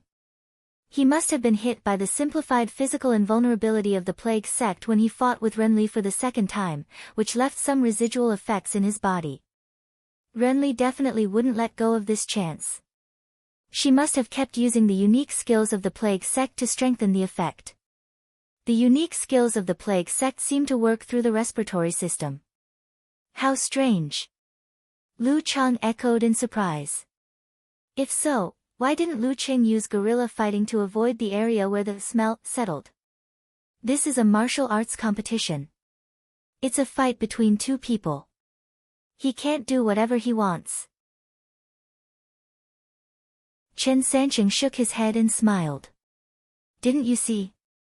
Ren Li obviously wanted to seize this opportunity to weaken Lu Cheng's combat strength. She kept attacking him with the Dan stage, not giving him any chance to escape. From this, we can see that Ren Li actually has the upper hand during this period. When she feels that she can't hold on anymore and can't see the light at the end of the tunnel, she can take the initiative to force her opponent back and retreat calmly. Lu Cheng can't. If he retreated, the situation would be reversed. Of course, Lu Cheng would have to grit his teeth and seize this opportunity. If he resorted to guerrilla warfare, Ren Li could take the opportunity to calm down her qi and blood, heal her injuries, and eliminate the wavering on the spiritual level. Based on the strength they had shown before, she would regain the initiative and increase her chances of winning. Although the outcome is still unknown, at least it would be more beneficial to her. Lu Chang was enlightened. So that's why. Lu Cheng's momentum was amazing. He seemed to have no limit. He just wanted to take you down in one breath, even at the cost of his life. No wonder Ren Li's confidence was shaken and she took the initiative to retreat. Yeah, at that level, they can't accurately grasp each other's physical condition. They rely on their willpower, momentum, and confidence to influence the enemy. In this respect, Lu Cheng is indeed better than Ren Li. He made up for the slight difference in strength. I'm not saying that Lu Cheng is weak. He has only been practicing martial arts for a short time, but he is almost on par with Ren Li. He lives up to his name as the heavenly son of the age. At this time, on Weibo, Eternal Nightfall, Yan Shaoling, Brahman 001, and Unparalleled Dragon King, all tagged, all-knowing man in ganghood. I just want to laugh. Ha. Cover your mouth and run away. I feel more and more that you have the potential to be a toxic healer. It's time to take over sect leader He's position, dog emoji. After practicing martial arts for a year and a half, he tied with Ren Li. If this is not the heavenly son of the age, what is? I'm waiting for you to post a long Weibo. Let's see how you are going to pester us. Reading these posts, all-knowing man in ganghood breathed heavily. Suddenly, he grabbed the cup on the table and threw it out with force. Bang! The cup hit the corner of the wall and broke into pieces. Under Superstitious Thoughts Are Not's previous prediction, many people came to watch. I always feel that you have given the capital a good dose of toxic healer this time.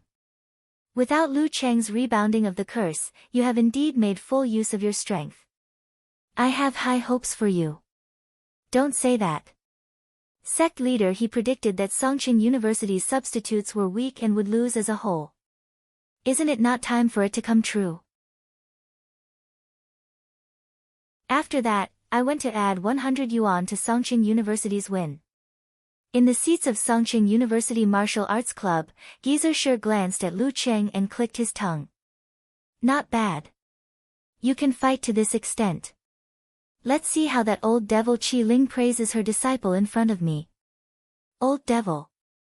Lu Cheng recovered a lot. The corner of his mouth twitched and said, Senior Qi should be younger than you, master, right? She looked to be in her early 50s. Younger than me. Geyser snorted. But she doesn't behave like an old woman.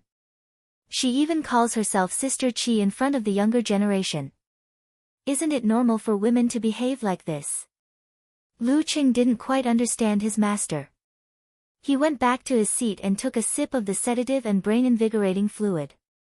Senior Qi was a famous beauty in the martial arts circle. She was also very knowledgeable and could draw. The girl lowered her voice and gossiped. Then she complained, why didn't you care about yourself at all? Why did you have to fight with Renli like that? She knew that Lu Cheng must have judged the situation before doing so, but she still couldn't help nagging. Lu Cheng took a deep breath and smiled. If I had used other moves or fighting methods, I might have been able to reduce the influence of Renli's unique skill of the plague sect. But it was continuous and couldn't be completely blocked. The weakening speed would slow down, but it would be difficult to completely stop. When I was weakening little by little, I wouldn't have used Thunder Roar Zen to increase the influence of Renli and weaken her as well. Then I wouldn't have been able to turn the situation around. While they were talking, the referee checked the field and waved to Chindigua and Lin Quebec. Lin K had already been standing at the edge of the seats. Seeing that, he leaned over and bumped fists with Lu Cheng and the others one by one. Then he strode toward the stone stairs. His face was calm and his eyes were deep with hidden flames. Whether or not he could defeat the capital depended on his next battle with Chindigua. The audience also stopped reminiscing about the wonderful battle and turned their attention back to the arena. Chindigua, go for it. The supporters of the Capital College Martial Arts Club cheered in an organized manner. The others were shouting in bits and pieces. Songqing University, go for it. Lin K, go for it. Of the two heavenly sons of the age who had contributed to the fierce battle, one of them would eventually stay in the semifinals.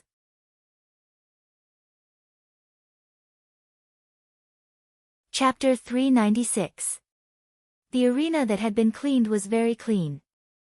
Other than the potholes that couldn't be filled up for the time being, the rest had been cleaned up. Lin K stood in the center and watched Chindigua, who had a red hero's headband around his head, step by step. He was the second leading member of the Martial Arts Club of Capital College and a direct beneficiary of Renli and Peng Liyun's entry into the University Martial Arts Circle. Originally, he was just a little talented and thought that he would not waste his life if he could enter the dance stage in 4 years of college. Plus, he was sure that he would get a diploma and live a good life even if he did not join the professional martial arts circle. However, when Renli entered the school in his sophomore year, he realized how narrow his vision was and how low his goals were. His ambition was ignited and he wanted to achieve something. He did not feel sorry for his vigorous youth. With the help and introduction of Renli and his own hard work, he successfully entered the Kongtong school and received the inheritance of the Wind sect. In May of his second year of college, the forces in his body were integrated into one and the qi was generated from his body. He entered the ranks of the dance stage. In the following 2 years, he steadily improved and was now a real professional 7th pin in the dance stage, the second strongest in the university martial arts circle. Of course, he also paid a certain price for this. That was, he was influenced by Renli. He would often think about martial arts problems while walking. When he was in the mood, he would find a place with no people and practice for a long time. As a result, he became a road idiot. His road idiocy was completely different from Renli's. It was not that he could not recognize the road, but that everything around him was strange when he came back to his senses. Once, the president and the vice president of the Martial Arts Club of Capital College went missing at the same time. This is not an easy opponent to deal with. Lin Ke thought, bits and pieces of the enemy flashing in his mind. Chindigua got the 7th pin certificate half a year ago. Now he could only be stronger. Chindigua paused and steadied himself. He got into a fighting stance and stretched out his right palm, making a starting gesture. Lin Ke's thoughts returned to normal. All he could see was the enemy in front of him and his every move. He lowered his waist and also got into a fighting stance. The atmosphere suddenly became solemn. In the seating area of Songqing University Martial Arts Club, Yanzhika put her palms together and put them in front of her mouth. She became nervous again and stopped chatting with her boyfriend. Lu Qing bent forward and put the bottle of sedative and brain-invigorating liquid at his feet. Then he crossed his arms in front of his chest and stared at the ring without blinking. He had barely completed his goal. Whether he was a dragon or a worm would depend on his brother-in-law's performance. Sai, Renli should be able to break through to the inhuman stage in the second half of the year and become a high-ranked dance stage expert.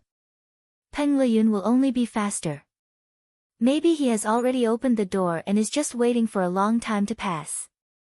As for myself, I can only say that my overall combat strength is at the top of the 6th pin, but my body's internal training realm has not yet reached this level. Dan Qi was the crossing of a large realm, while inhuman was the advancement of a small realm. In essence, the former obviously brought more changes to a martial artist. However, judging from the performance effects, breaking through to inhuman obviously brought more improvement to one's strength than stepping into the Dan stage. Why is this happening? Because the higher the level of martial arts, the stronger the accumulated power. Even if it was only a relative, small improvement, the absolute amount of power obtained would be very terrifying.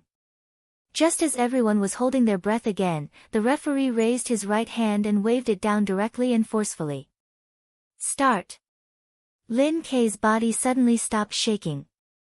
He condensed his breath and then immediately exploded, rushing to his feet. His leg muscles thickened and his knee joint straightened. He rushed out with a crack, moving 7 or 8 meters in one leap, as fast as a shooting star. As a modern martial artist, Chindigua had already watched countless of Lin Ke's fighting videos. He was deeply impressed by Lin Ke's opening attack and was prepared for it. Bang! He raised his right leg, swung his ankle rapidly in the air, and kicked out a crescent-like strong wind in the opposite direction, going straight to Lin Ke's eyes. This was a kind of cold blade, but his realm and strength were not as good as Renli's, so he could not create such a sharp and terrible wind blade. He could only attack the weak points and try to interfere with his opponent's vision. Moreover, Lin Ke's forward movement was so fast that the combination of the two would produce a better impact effect. Maybe it could press the capillaries, lens, and optic nerves of his eyeballs, making him temporarily blind. Whoosh! The crescent-like strong wind whistled and rushed. Lin Ke suddenly raised his left hand in front of his chest to block in front of his face. His flying posture did not slow down and forcibly broke through the cold blade. Chindigua did not expect to be able to block a strong opponent only with the blade kick.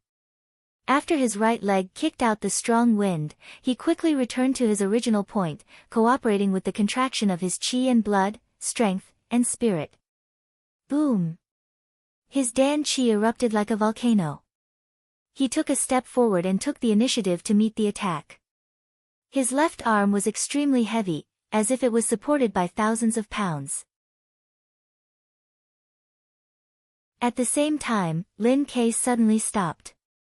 His muscles trembled and his fascia jumped, transforming the kinetic energy of the high-speed forward movement into the power of the blast of his right hand. Boom!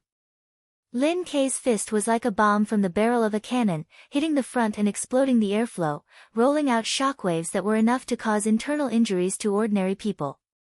Bang! Chindigwa's left arm, which had been dragged behind, was ready to be pulled out. Like a steel whip, he fiercely swung it at Lin Ke's meteor blast, not even half a step back. Moreover, the strong wind brought about by his whip blew towards the ground, and actually created a muffled sound of collision. It was enough to show how terrifying its might was. If it was the arena before it was cleaned up, it would definitely cause debris to fly up and dust to scatter. Flying sand and rolling stones in a fight between masters was definitely not a myth or legend. Bang! The whip hit the airflow and burst it. Chindigwa's body swayed backward, and he took the opportunity to lift his leg and pull it forward diagonally. He knew very well that Lin Ke was good at using meteor blast, followed by earth crack, to launch his series of attacks, so he simply performed the unique leg movement of the wind sect, tornado, to attack first and avoid the attack. Bang! Bang! Bang! He pulled out his two legs continuously, and the strong wind from each attack was integrated into the following attacks, lifting his body half up, as if he was flying. Seeing this, Lin Ke arched his body, lowered his center of gravity, and pulled his arms apart.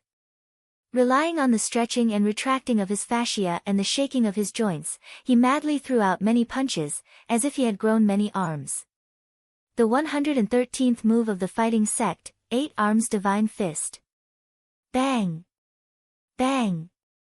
His shoulders exploded, and his arms moved quickly, aiming at the opponent's instep, and blasted out a meteor force. Bang! Chindigwa seemed to have stepped on a landmine. Numbness and trembling jumped up from his feet. For a moment, he felt that his right leg was no longer made of flesh and blood, and had lost connection with his body. His body swayed backward, and his chi and blood fluctuated. He slightly recovered on his tiptoes and resisted the urge to immediately use force concentration to eliminate the influence.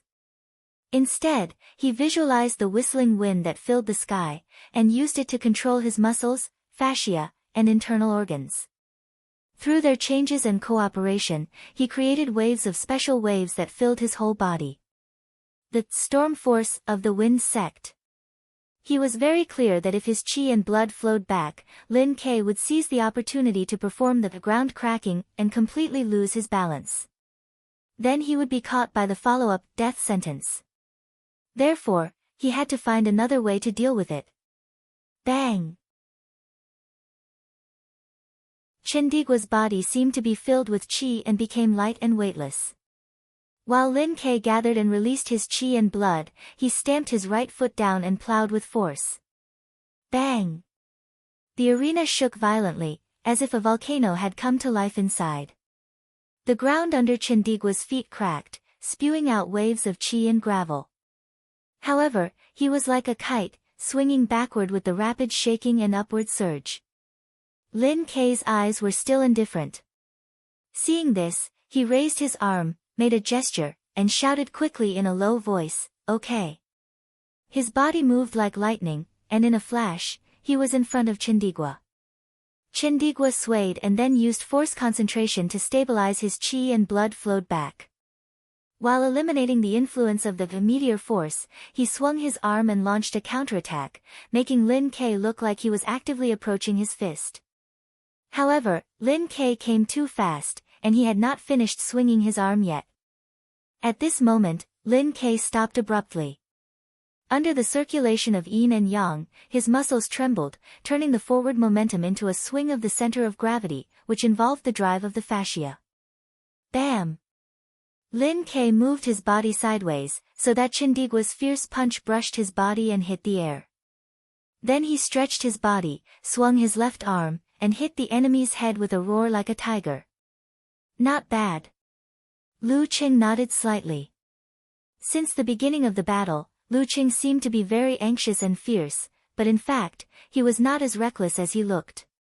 Now he finally seized the opportunity.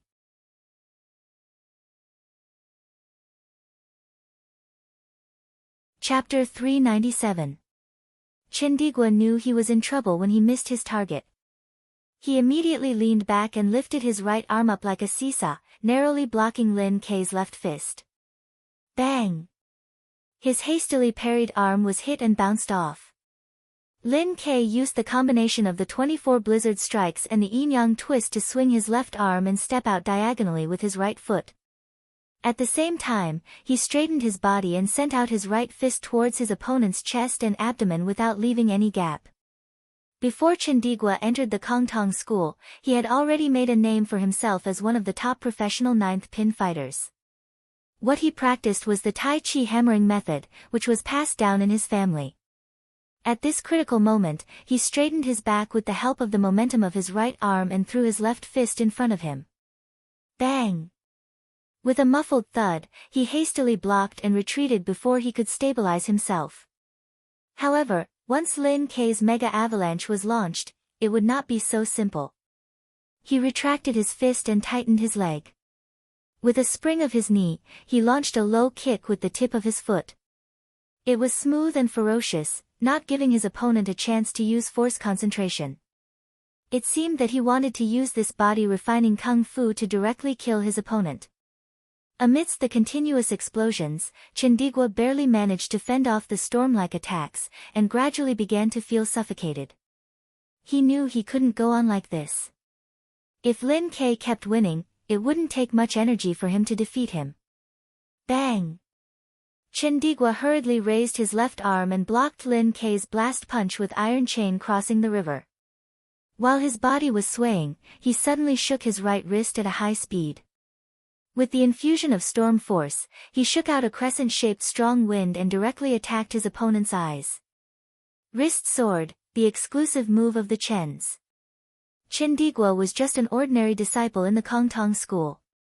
He was not a core disciple, so the storm force he was taught was not a top-secret skill of the Wind sect. Unlike Liu Chang's frost force, it could not be promoted to a core force.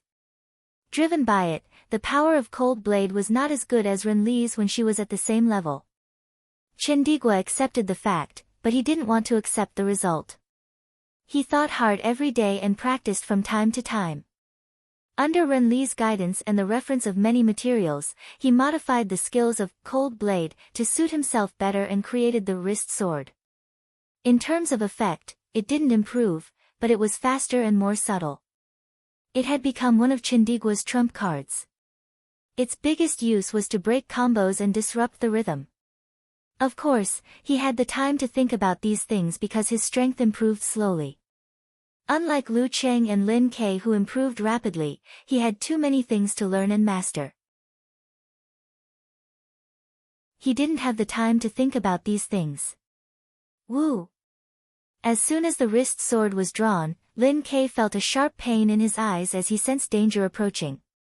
This wouldn't hurt him, but it was enough to suppress his eyes and cause a temporary negative effect.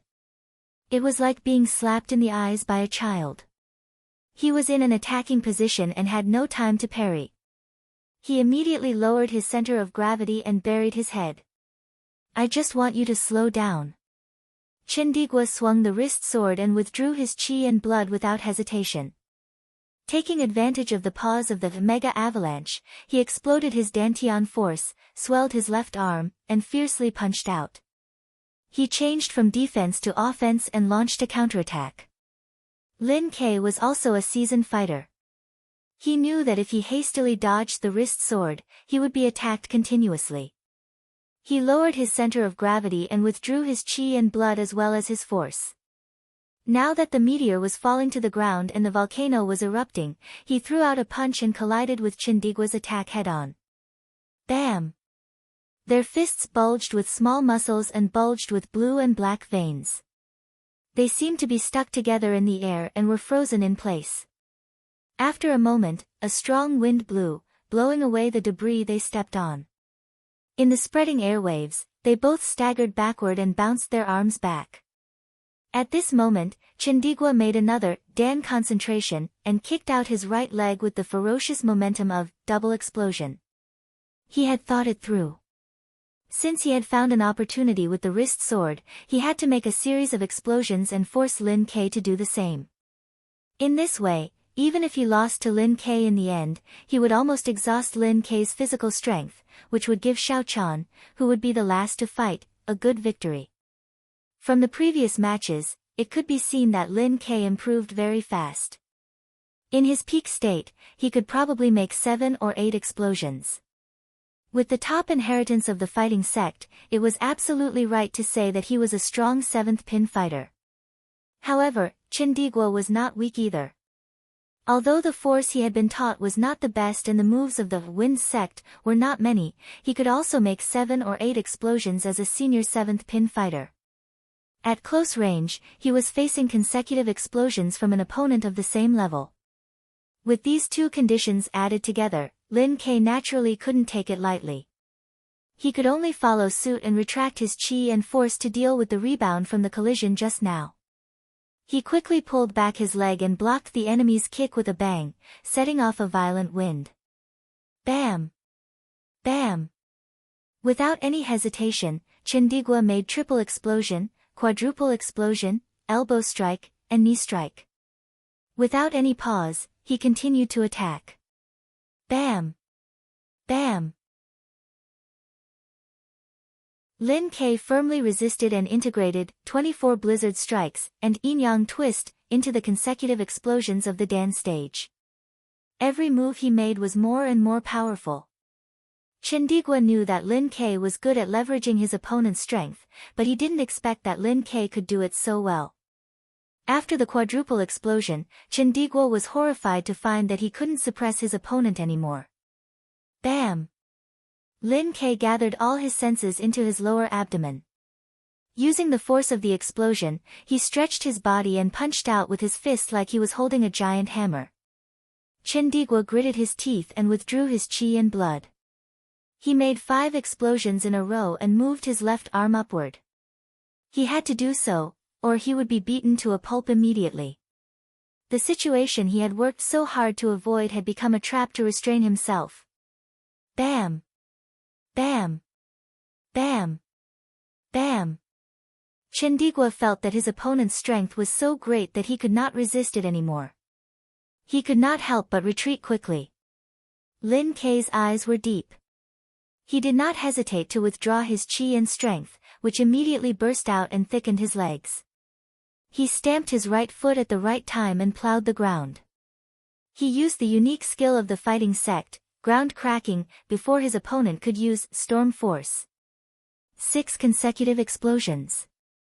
Boom! The arena where Chindigua's feet landed suddenly shook and a crack appeared. The force made him lose his center of gravity and temporarily lose his balance. Lin Ke straightened his knees, and with the rebounding force of his stomp, he pounced forward and was in front of Chindigua.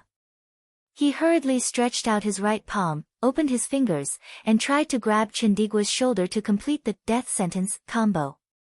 Just as he was about to touch Chindigua's shoulder, Chindigua retracted his chi and blood in time and bent down to avoid being caught. Then he expanded his Dan force and was about to shake his arm to catch his enemy. The 14th move of the Wind sect, coil. But how could Lin Ke's death sentence be so simple?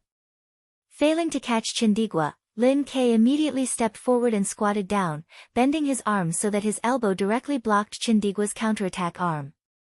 His position was precisely the key point of the force. He neutralized the explosion of the Dan stage with a normal move. Then, Lin Ke turned sideways and crashed into Chindigua like a meteorite falling to the ground. Here, the death sentence was no longer a closing move, but a connecting move in the middle. Bang!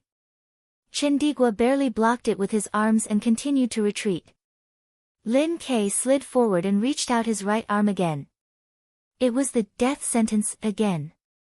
Seeing that his opponent's 5 fingers had fallen on his shoulder, Chindigua took a deep breath and visualized the roaring wind between heaven and earth. He infused his strength to all parts of his body. His muscles swelled as if they were full of gas. Lin Ke squeezed his fingers and they bounced back. How could the wind be caught? Just as he bounced back, Lin Ke leaned sideways again. This time, he used force concentration. His body grew taller, and he leaned forward with even more terrifying power than before. Bang! Chindigua retracted his arm and blocked in front of his body, but his stance was broken again. Because of the lack of new strength, he lost the feeling of floating. In this fight, Lin Ke's attacks were airtight like stormy waves, which made people feel that he could win at any time. However, Chindigua kept dodging and always survived. Even if he had exhausted all his skills, Lu Cheng and the others were still frightened. They were afraid that Lin Ke would be careless and let his opponent escape like the wind. In that case, there would be a hard fight in the future. Chindigua was indeed a veteran of the 7th pin. At this time, Lin Ke came forward for the 3rd time. He still stretched out his right arm and tried to connect with the death sentence. Chindigua's center of gravity was unstable and his stance was broken. He had no other choice but to force his qi and blood to flow back and shrink his body in advance. At this time, Lin Ke, who had learned his lesson, turned his claw into a palm. With a swing of his elbow, he hit Chindigua's shoulder. Chindigua trembled and his qi and blood dispersed. His force concentration failed. While Chindigua was trembling, Lin Ke opened his 5 fingers and finally grasped his shoulder. Then he visualized the scene of a meteor streaking across the sky and poured his strength into his opponent's body. It temporarily impacted his tendons and veins and disintegrated his opponent's resistance. Lin Ke pressed his elbow and jumped up with Chindigua in his hand. He slammed Chindigua to the ground. The 10th move of the fighting sect, death sentence. Bang! Dust and gravel flew everywhere. Chindigua was dizzy and felt pain all over his body. He couldn't move for a while. The loud voice of the referee echoed in his ears. Round 2, Lin Ke wins.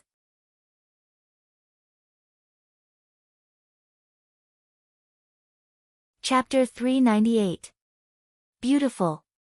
In the studio, Chen Sanqing slapped his thigh and praised loudly, as if he was a little excited. Amidst the crisp sound of flesh hitting flesh, the host, Lu Cheng, inexplicably shuddered. He moved his thigh a little to prevent his partner from accidentally hitting the car. Then, he chuckled and said, "It's indeed not bad. Student Sanqing, can you hurry up and tell everyone what is beautiful? Timing, rhythm, connection, everything is beautiful. Lin Ke's dead end has reached a higher level." Chen Sanqing said with great praise, "Let me give you an example." When Lin Ke really caught Chindigua, he grasped the timing very well. If he instantly turned his claws into palms to slap his opponent, Chindigua could take the opportunity to lower his shoulders and use force concentration to completely neutralize Lin Ke's attack. If Lin Ke was a little late, Chindigua's force concentration would have been completed and his qi, blood, and force would have started to shrink. Then Lin Ke's slap would have hit the air, which wouldn't have produced a good effect. So, it's not too early or too late. Lu Cheng echoed in a rhetorical way.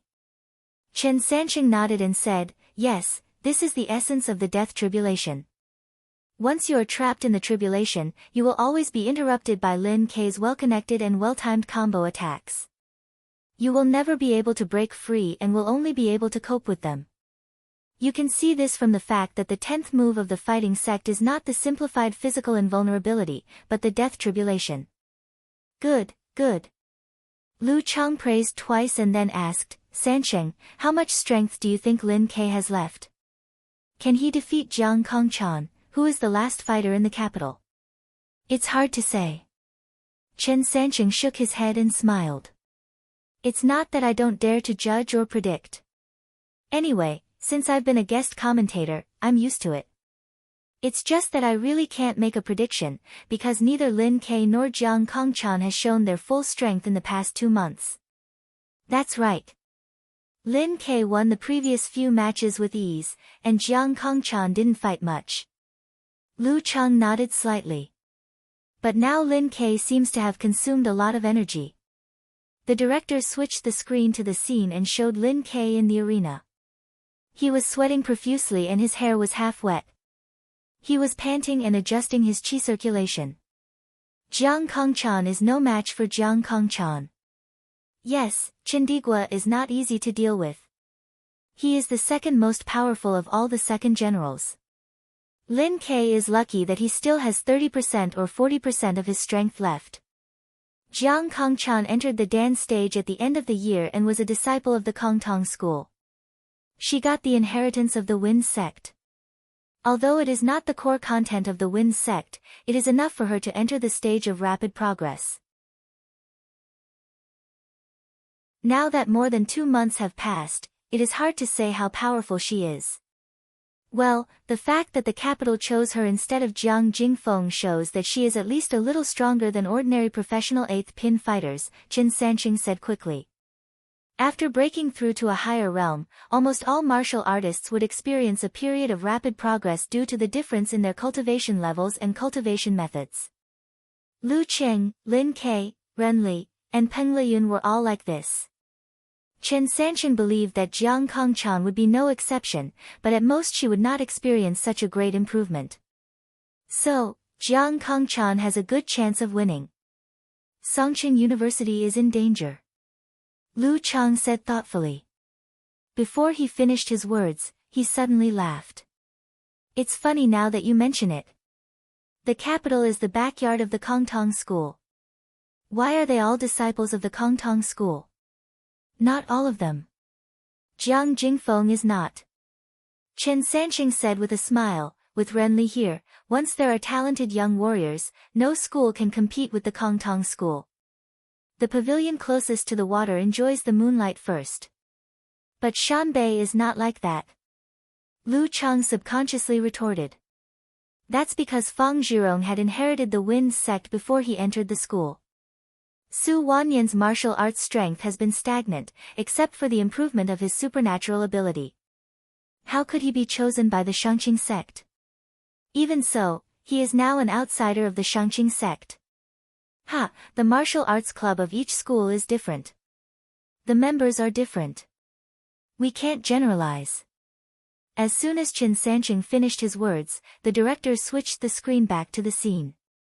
The third round was about to begin. Phew.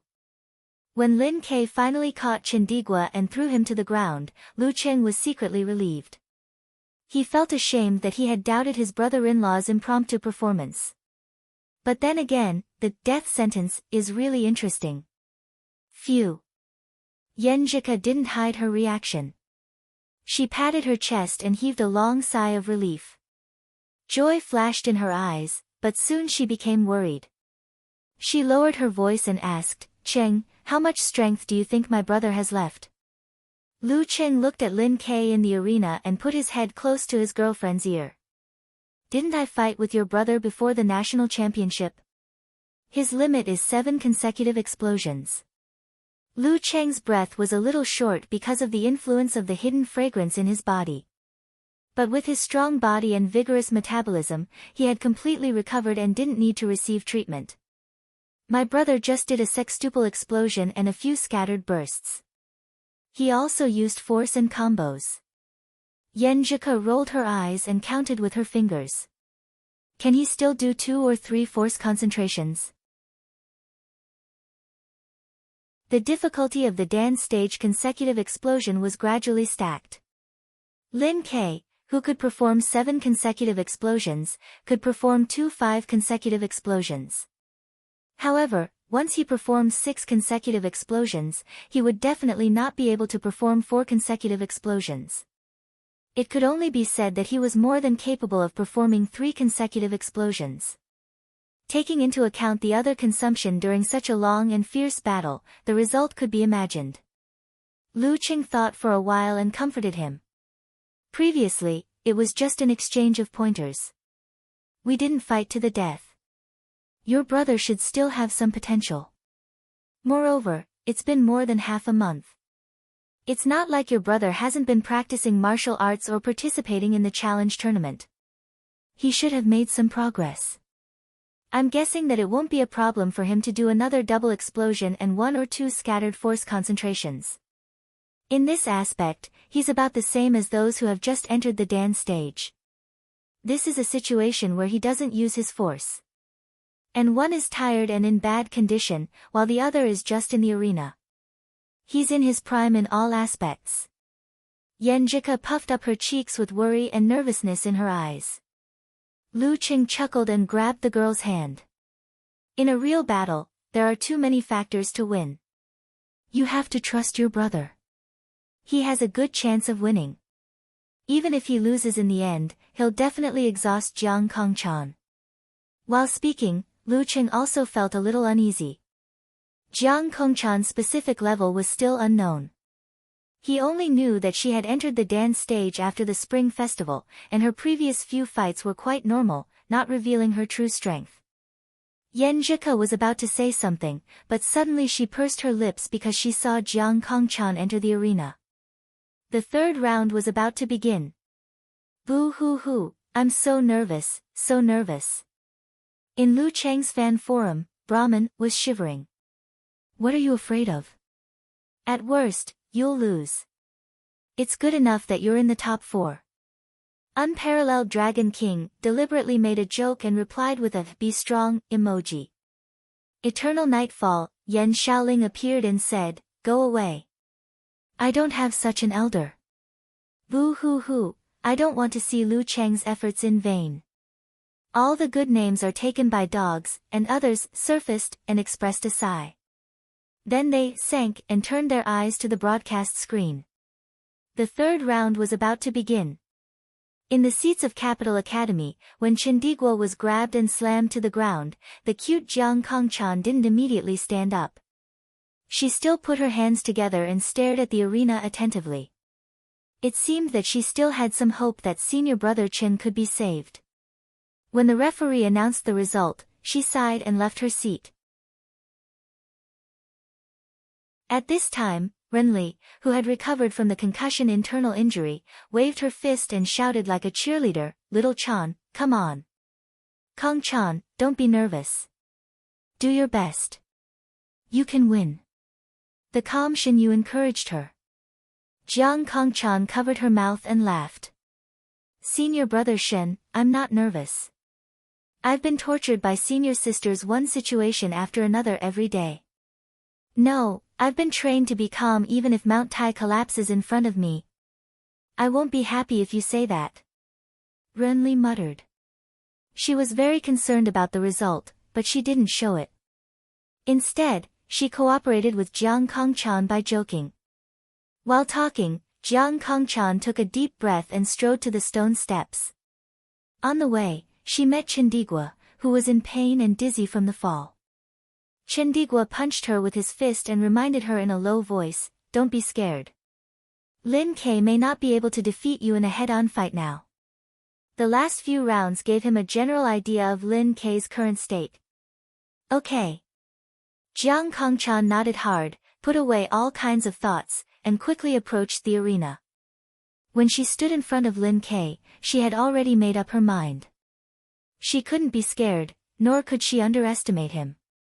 She didn't have to worry about being defeated by Lin Ke quickly, nor did she think that he had reached his limit and that she could defeat him in a few rounds. She would play what she was good at and fight as usual. The referee looked around and didn't waste any more time. He raised his hand and waved down, shouting loudly, start.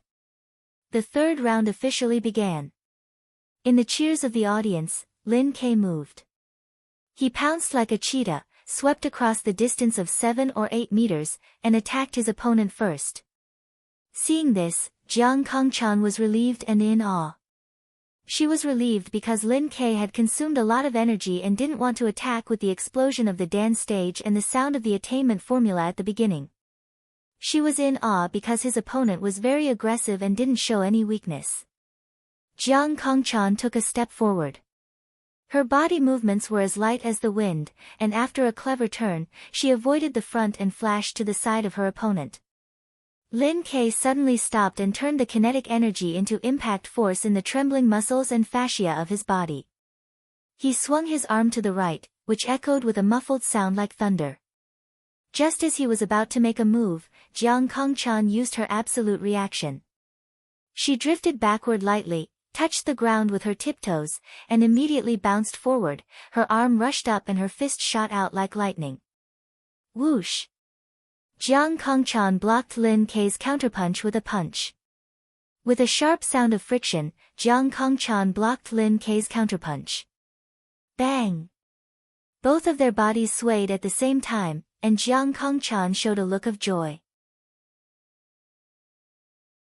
Lin Kei's strength had dropped to the same level as hers.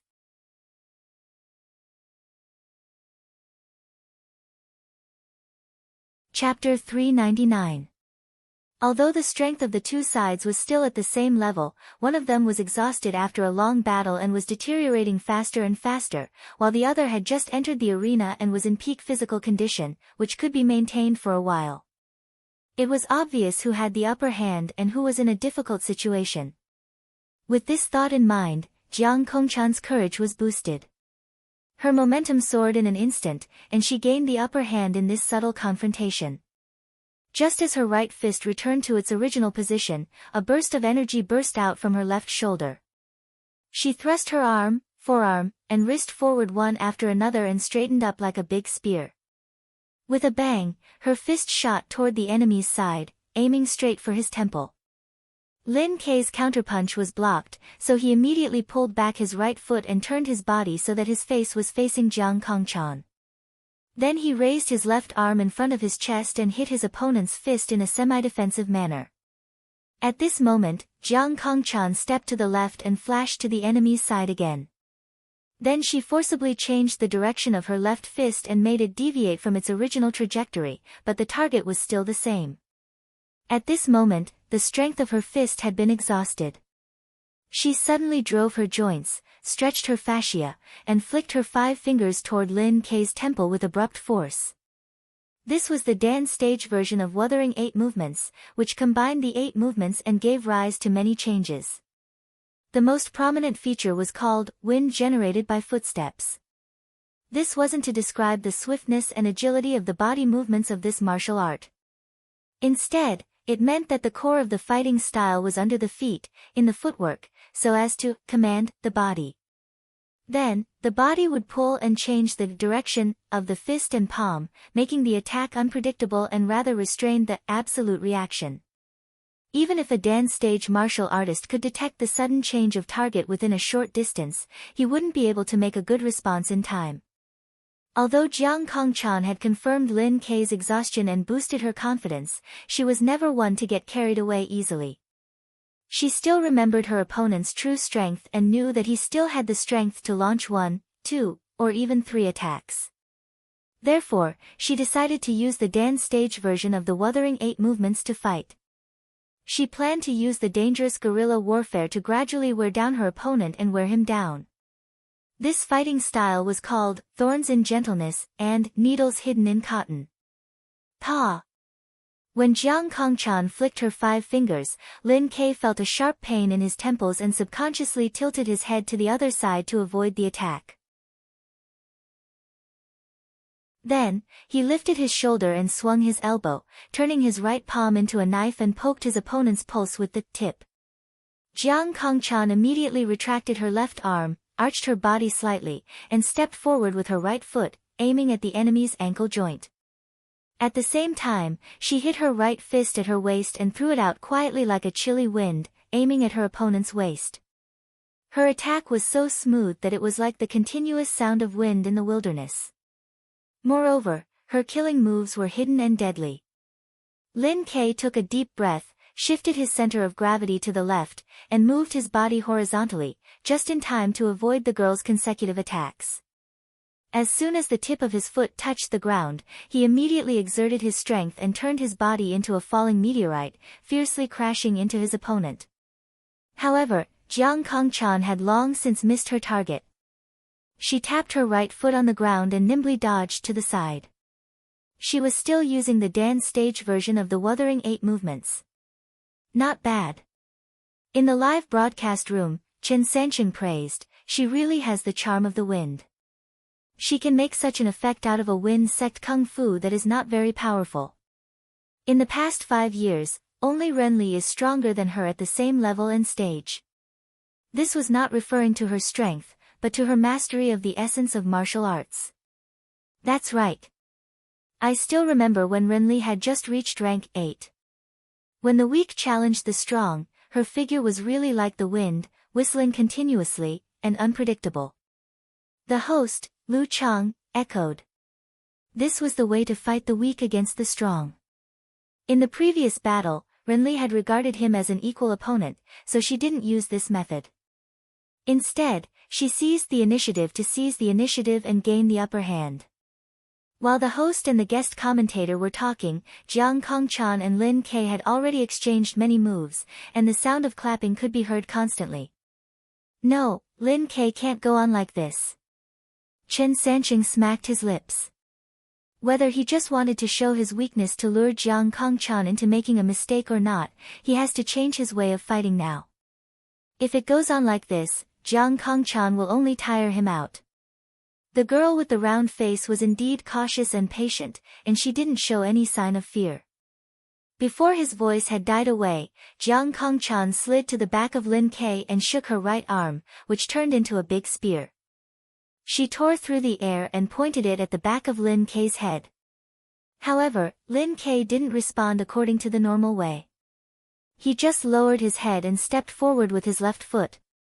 An opportunity. As a martial artist, how could she let go of such a flaw? Jiang Kongchan instinctively shook her shoulder and turned the spear poke into a hammer strike. She swung her arm down at the back of Lin Ke's neck.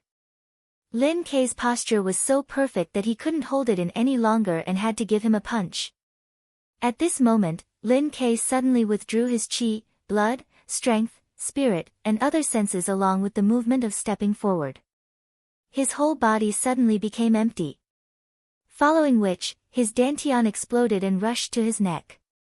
In an instant, it swelled up and became extremely terrifying. It was as if a serpent had turned into a dragon. Puff! Jiang Kongchan's hammer strike seemed to hit a rubber ball full of water, and she couldn't find a way to penetrate it. At this moment, Lin Ke suddenly raised his head, straightened his neck, and shook off Jiang Kongchan's fist, which prevented her from continuing her attack. At the same time, his body trembled, and he channeled all the strength he had and burrowed into his right foot. Then he suddenly stomped backward and plowed the ground. The 16th move of the fighting sect, earth-splitting. Clang! Jiang Kongchan, who hadn't had time to swim away, shook violently under her feet. A crack expanded in all directions and a majestic force gushed out, which made her unable to stabilize her body and was about to fall backward. Damn! Jiang Kongchan didn't dare to hide her strength anymore.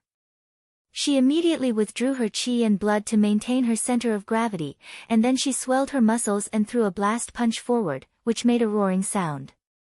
At this critical moment, she didn't defend herself and counterattacked.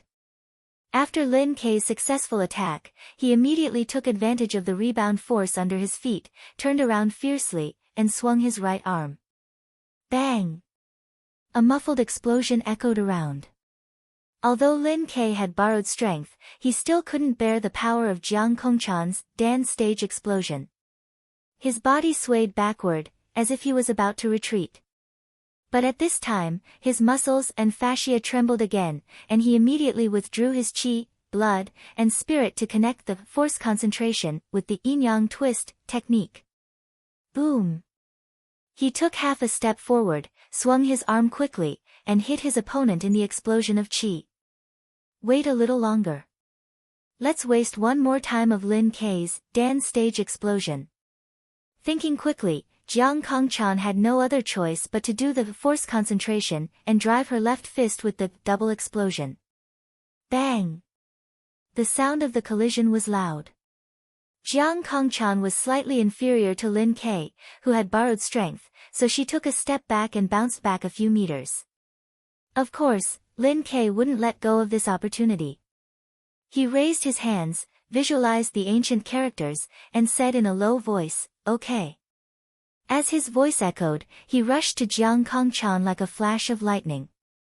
In an instant, he was in front of his opponent. Once again, he withdrew his chi, blood, strength, spirit, and all kinds of feelings and made an explosive blow like a meteor falling to the ground. When this move broke Jiang Kongchan's stance, it was time for the death sentence to take effect. Because Lin Ke had already used the double explosion, Jiang Kongchan temporarily didn't have the strength to do the dance stage concentration again. She took a deep breath, adjusted her muscles, fascia, and internal organs, and visualized the corresponding scene. Bang! She met the enemy with a straight punch. Boom! As if a bomb had exploded on the spot, Jiang Kongchan's attack barely penetrated the air and blocked Lin Ke's fist. Her blue and black veins bulged. She couldn't bear the terrible strength of her opponent. Her arms bounced off and her body swayed. She lost her stance and stumbled back a few steps. Lin Ke was about to slide forward and reach out his right palm to connect with the death sentence, but suddenly he felt his body was weak and his breath was short. This is the plague sect force. Has she mastered the force? Moreover, Jiang Kongchan had just entered the dance stage 2 months ago and didn't have any supernatural ability. Even if she could master the force, she wouldn't have time to master more than one force. In other words, she didn't major in the wind sect and minor in the plague sect. Instead, her major in the plague sect and minor in the wind sect. Lin Ke's pupils constricted. He felt his body was weak and couldn't move forward for a short time. With his physical quality, even at the beginning of the battle, he wouldn't be completely weak after being hit by the plague sect force, let alone when he was in his best condition. He could easily solve it with a force concentration. But now, he had made 3 dance stage outbursts. Although they weren't consecutive, he was close to his limit. Naturally, he couldn't bear such a degree of erosion. If it were pain or trauma, he could bear it. But this kind of negative state was not something he could force himself to continue attacking. Moreover, he couldn't use force concentration to weaken the effect for a while, because this was a type of consecutive outbursts. After 3 outbursts, he couldn't make any more consecutive outbursts. While Lin Ke was stuck, Jiang Kongchan adjusted her body with the skill, mercurial balance. She regained her balance and stopped retreating. She didn't continue to fight. Instead, she tightened and released her foot and shot forward like lightning. She rushed to her opponent's side and seized this rare opportunity to kick out her right foot. Lin Ke barely raised his leg to block the kick. Jiang Kongchan took advantage of this opportunity to jump up again. Her body was half floating in the air and she kicked out continuously. The 27th move of the wind sect, tornado. Bang, bang, bang. After a few kicks, the weak Lin Ke couldn't find a chance to use force concentration and was kicked out of his stance by his opponent. The referee pressed down on Jiang Kongchan's shoulder, stopping her continuous kicks, and said loudly, "Mississippi, round 3, Jiang Kongchan wins." Phew, it seems that Jiang Kongchan has practiced the plague sect's force. If she had practiced the wind sect's force, Lin Ke would have been able to hold on for a while and finish her off with the death sentence. What a surprise! Chen Sanqing sighed. Songqing University is in danger. Jiang Kongchan has consumed a lot of energy, but she can at least make 1 dance stage outburst and use the plague sect force several times. It's very, very difficult for a top professional 9th pin fighter to win. Being able to use force was one of the signs of a 7th pin fighter. As long as Jiang Kongchan's physical quality was up to standard, she could get a 7th pin certificate. Therefore, Chen Sanqing watched Songqing University carefully.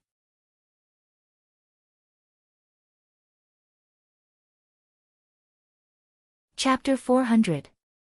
While Chen Sanqing was lamenting, He Xiaowei posted a message on Weibo, I told you. Songqing University's substitute is too weak. How can they beat the capital? Horses can make mistakes, and people can make mistakes. I made a few wrong predictions, and you called me a bad healer. Now you believe that I'm actually very reliable, right? Sometimes. In the front row, someone laughed through tears. Below him, there were a series of similar comments. Finished. I'm going to the rooftop after this cigarette, let's go together. Wait for me. Won't it be lonely to have a companion on the road? All-knowing man in ganghood, who had been silent for a while, also updated his Weibo at this time. Everyone has good and bad moments, and martial artists are no exception. Ren Li's performance today was indeed a little problematic, but the final result will not change. What he meant was that Lu Cheng's tie with Ren Li, who was not in good condition, did not mean that he could be compared with her. As for whether Ren Li's condition was good or bad, there was a lot to say. Who didn't know how to nitpick? If someone was serious about it, he could use the final result to fight back. No one scolded him for being shameless under this Weibo, because Yan Xiaoling and the others were worried about the fourth and final match in the fan forum. 555, are we really going to lose? Brahman sent an emoji of drawing circles in the corner. I don't know. Eternal Nightfall sent an emoji of tears. I'm going to make a wish. If we can beat the capital today, I'll insist on waking up early for 1 month. Hey, did you skip all the classes in the morning? Unparalleled Dragon King asked in surprise. Yan Xiaoling sent an emoji of a tired smile. We chose the classes on our own. Thank you. Except for the martial arts class, the first class in the morning was moved to the afternoon or evening. But that's not the point. The point is that you have to make a wish with me and pray that we can beat the capital. Why bother? It's normal to lose to the capital. It's normal to win or lose in a match like this. Road to the Arena interrupted. As a martial artist who practiced Wuthering 8 movements, he had always considered himself half an outer sect disciple of Kong Tong school. When watching today's match, it was obvious which side he supported. No. I don't remember who told me that if a martial artist is calm about defeat and doesn't feel pain, then he is already numb to winning and losing. He no longer has a strong heart. Knocking on a wooden fish expression, said Brahman. As a fan, as a supporter, we have to do the same. If we don't feel sad about their loss, it means that we don't love them enough.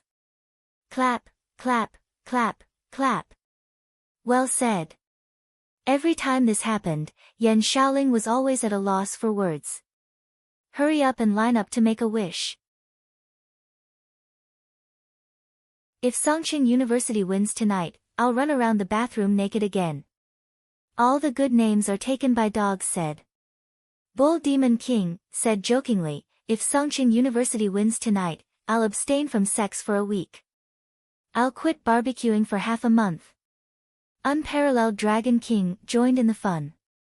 Seeing that everyone was making their wishes, Yan Xiaoling heaved a sigh of relief and tagged, a lot of cats. Box, no, cat reporter in front, are you nervous? Do you have any insider information? A lot of cats didn't reply in time because the atmosphere in the Songqing University Martial Arts Club seats was so tense that everyone forgot to play with their phones. Lu Qing stood up with Yan Zhika and deliberately laughed. What kind of cheering method do you need? Just tell me, I'll definitely do it, even if it's a Hawaiian rock hula dance. He was trying to relieve his girlfriend's nervousness and stress with this kind of gag. Yan Zhika laughed in a nasal voice and took a deep breath to encourage herself. If I win, you have to massage me until I fall asleep tonight. No touching or taking advantage of me. Okay, no problem. Good luck. Seize the opportunity and you'll have a chance to win. Lu Cheng answered without hesitation and reached out his hand to give the girl a handshake. Okay. Yan Zhika nodded hard. She didn't waste any more time and didn't high-five Li Mao, Kai Zongming, and the others one by one. She just turned sideways and waved her fist at them. Yan Zhika stepped forward and walked towards the stone stairs to welcome Lin Kei, who was coming back. In the Capital College Martial Arts Club seats, Chindigua exhaled like a bellows and sighed, it's not easy. If Xiao Chan hadn't practiced the Plague Sect Force, she would have lost to Lin Kei and her last year of college martial arts career would have ended with regret. Fortunately, Kong Chan can't be careless. Shen Yu, who was next to Chindigua, stood in front of the seat with her arms crossed and said to herself worriedly.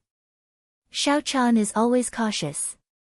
Renli drank the canned jiuan and soup which was used to regulate the internal organs and focused her beautiful eyes on the arena. Hearing this, Chindigua nodded in agreement. Yes. Although Xiao-chan likes to act cute and sometimes looks dull, she is very serious and steady in her work. As long as she is not careless, she has a good chance of winning the professional 9th pin. Well, you said Xiao-chan is dull. Renli remembered the key point and kept her eyes on the arena. When Yan Zhika got into the arena quickly, the main force and substitutes of the Capital College Martial Arts Club suddenly quieted down and seemed to have lost the ability to speak. This round would decide who would stay and who would leave, who would laugh and who would cry. In the stands, the audience was happy, sad, and emotional. Their cheers had weakened a lot. Ding Yisun, a double fan, was so nervous that she didn't dare to look at the arena anymore. She shrank to Chiu Hailin's side and buried her head in her shoulder. Is it necessary? Chiu Hailin asked with amusement. When she spoke, her heart was beating fast. She couldn't tell whether she was nervous about her alma mater or her classmates. Yes. When I think about it, I think about how the loser will have to bid farewell to this place with regret. No matter how much effort I put in, how much sweat I put in, how much youth I had, I feel so sad and nervous. This is too cruel, too cruel. Ding Yisun spoke eloquently. She was a student of the Chinese Department of Capital College. A hipster's heart. Dui hit the nail on the head. There was fear in her eyes, as if she couldn't bear to see the final sadness. In the live broadcast room, the host Lu Chang, who had watched the stands and the seats of the martial arts club, sighed and said, "This is the cruelty of the knockout game. There can only be one winner. The loser has to leave and come back next year. Maybe they will miss it forever. Maybe they will regret it forever." Chen Sancheng echoed emotionally. Lu Chang wanted to create suspense, so he asked, "Sancheng, do you really think Songqing University has no hope?" "Not really. There is still hope, but it's not that big. It depends on the performance of both sides." Chen Sancheng thought for a while and said, "To be honest, Jiang Kongchan has consumed a lot of energy. The force of the plague sect can only be exerted when it hits the target. Besides, after Lin Kei's meteor blast, there may still be some shock left. If Lu Cheng or Lin Kei before the Dan stage fought against her now, they would have a good chance to win, just like Wei Xingtian and Zhou Zhenquan when they were tired and injured. Unfortunately, Yan Zhika is not them before the Dan stage." Before he could finish his words, he stopped abruptly because the director cut the screen to the seats of the martial arts club on both sides.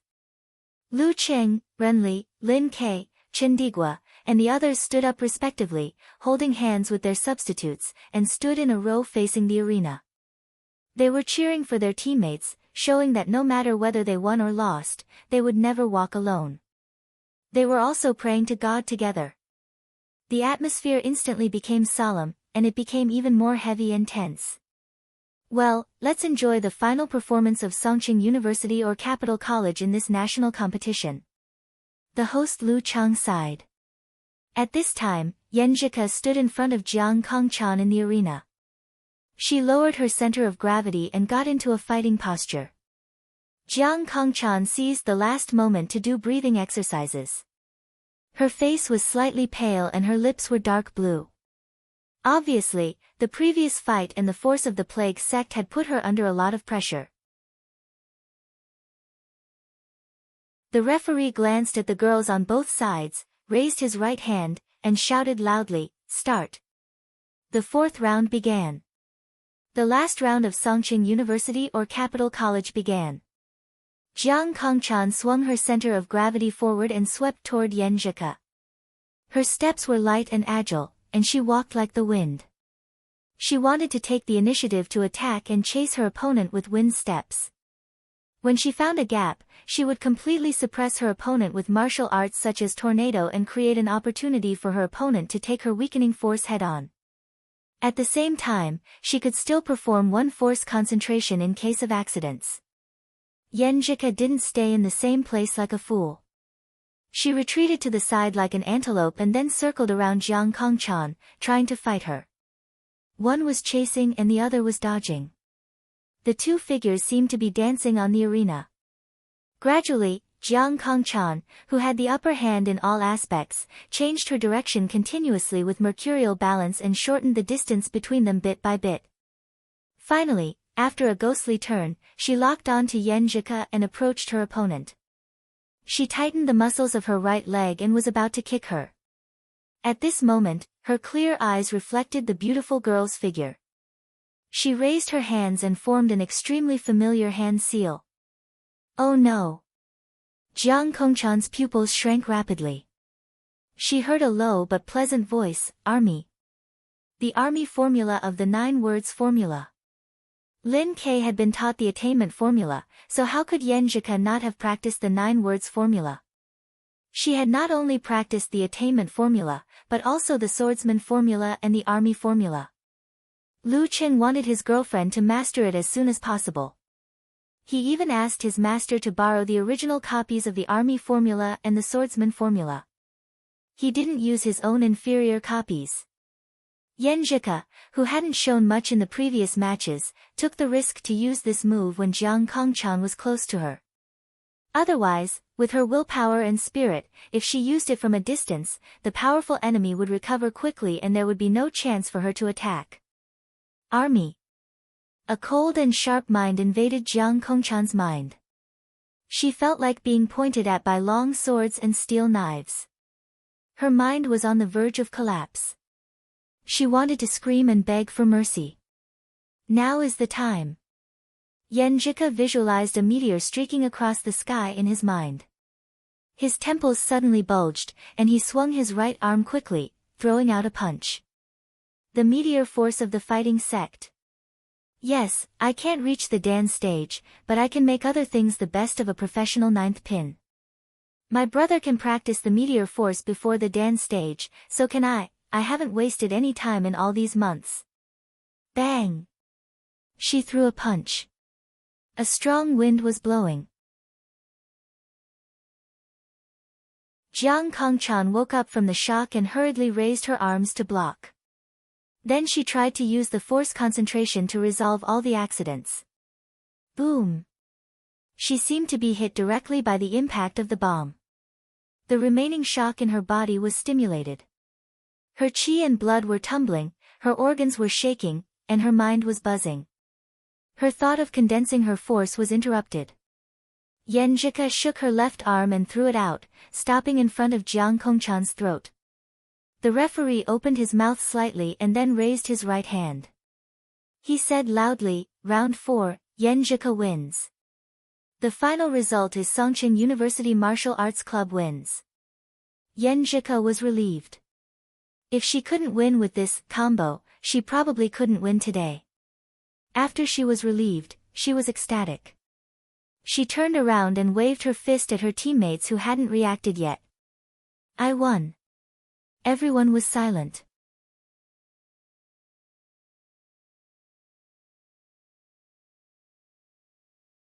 Chapter 401. Round 4, Yenjika wins. The final result is Songqing University Martial Arts Club wins. Lu Cheng and Lin Ke were mentally prepared to respond to Yenjika's excited punches. Kai Zongming, Li Mao, and the others in the Songqing University Martial Arts Club seats were at a loss. They couldn't believe that Yenjika had won. In their minds, even if Yenjika could defeat Jiang Kongchan, it must have been a tough battle. How could she win so easily? The sudden surprise made it difficult for them to return to their senses for a short while, and they were unable to enjoy the joy of victory in time. They were like this, and so were the spectators in the stands. They forgot to shout, to cheer, and to cheer. The whole place was silent. This is not scientific. What happened to Jiang Kongchan's strength? How could she lose so quickly? She lost so easily without any resistance. Wait, Yenjika from Songqing University also knows the 9 syllables. She is the real secret weapon. In the live broadcast room, Chen Sansheng was silent for more than 10 seconds. Then he blurted out, "Army syllables. Yan Zhike has also learned the 9 syllables." "Yeah, how come everyone in the Songqing University Martial Arts Club knows this kind of secret skill?" The host, Lu Chang, was still in a state of confusion. Which sect or force would not cherish secret arts of the level of the 9 syllables? Why would they not teach them to non-core disciples? Is the Songqing University Martial Arts Club going to enter communism? Chen Sansheng took a deep breath and was also puzzled. We just said that the capital is the back garden of the Kongtong sect. Then what is Songqing University? I don't know. Lu Chang spread out his hands. He still couldn't digest the dramatic ending of the match. Except for shock, there was no sadness or joy. In the Capital Academy Martial Arts Club seating area, Chen Digua also had a similar feeling. Sitting there, he stared blankly at the ring. He saw Jiang Kongchan standing still and Yan Zhike cheering and waving her fists excitedly. In his eyes, all the colors faded quickly.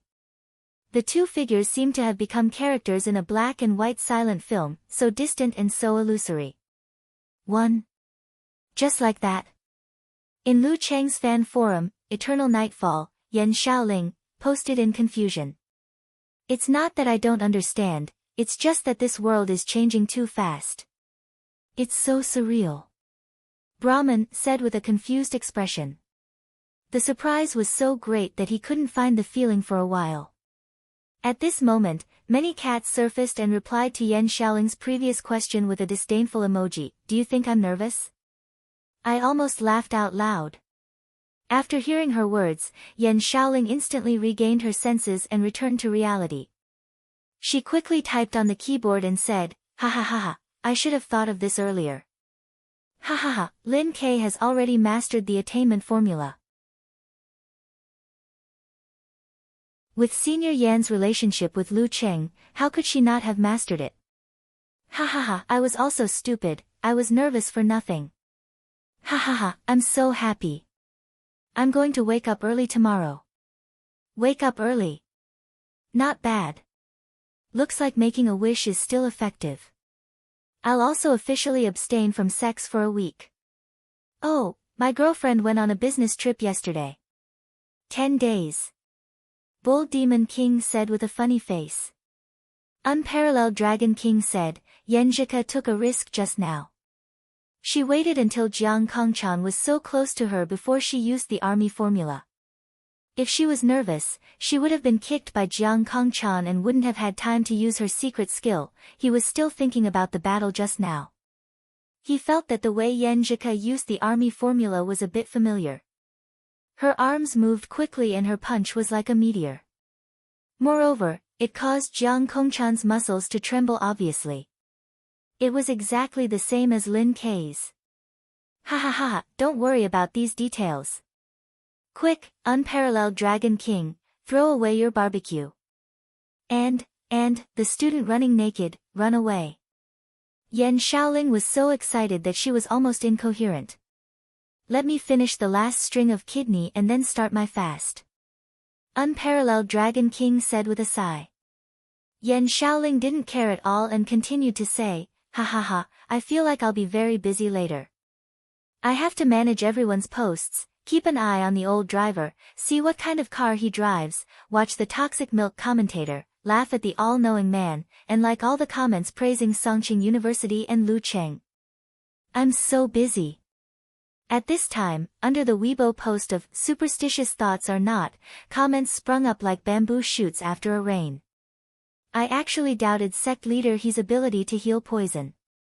I repent, I apologize. 3 incense sticks, first to congratulate sect leader, second to congratulate sect leader, third to congratulate sect leader, and third to congratulate sect leader for joining the toxic milk sect.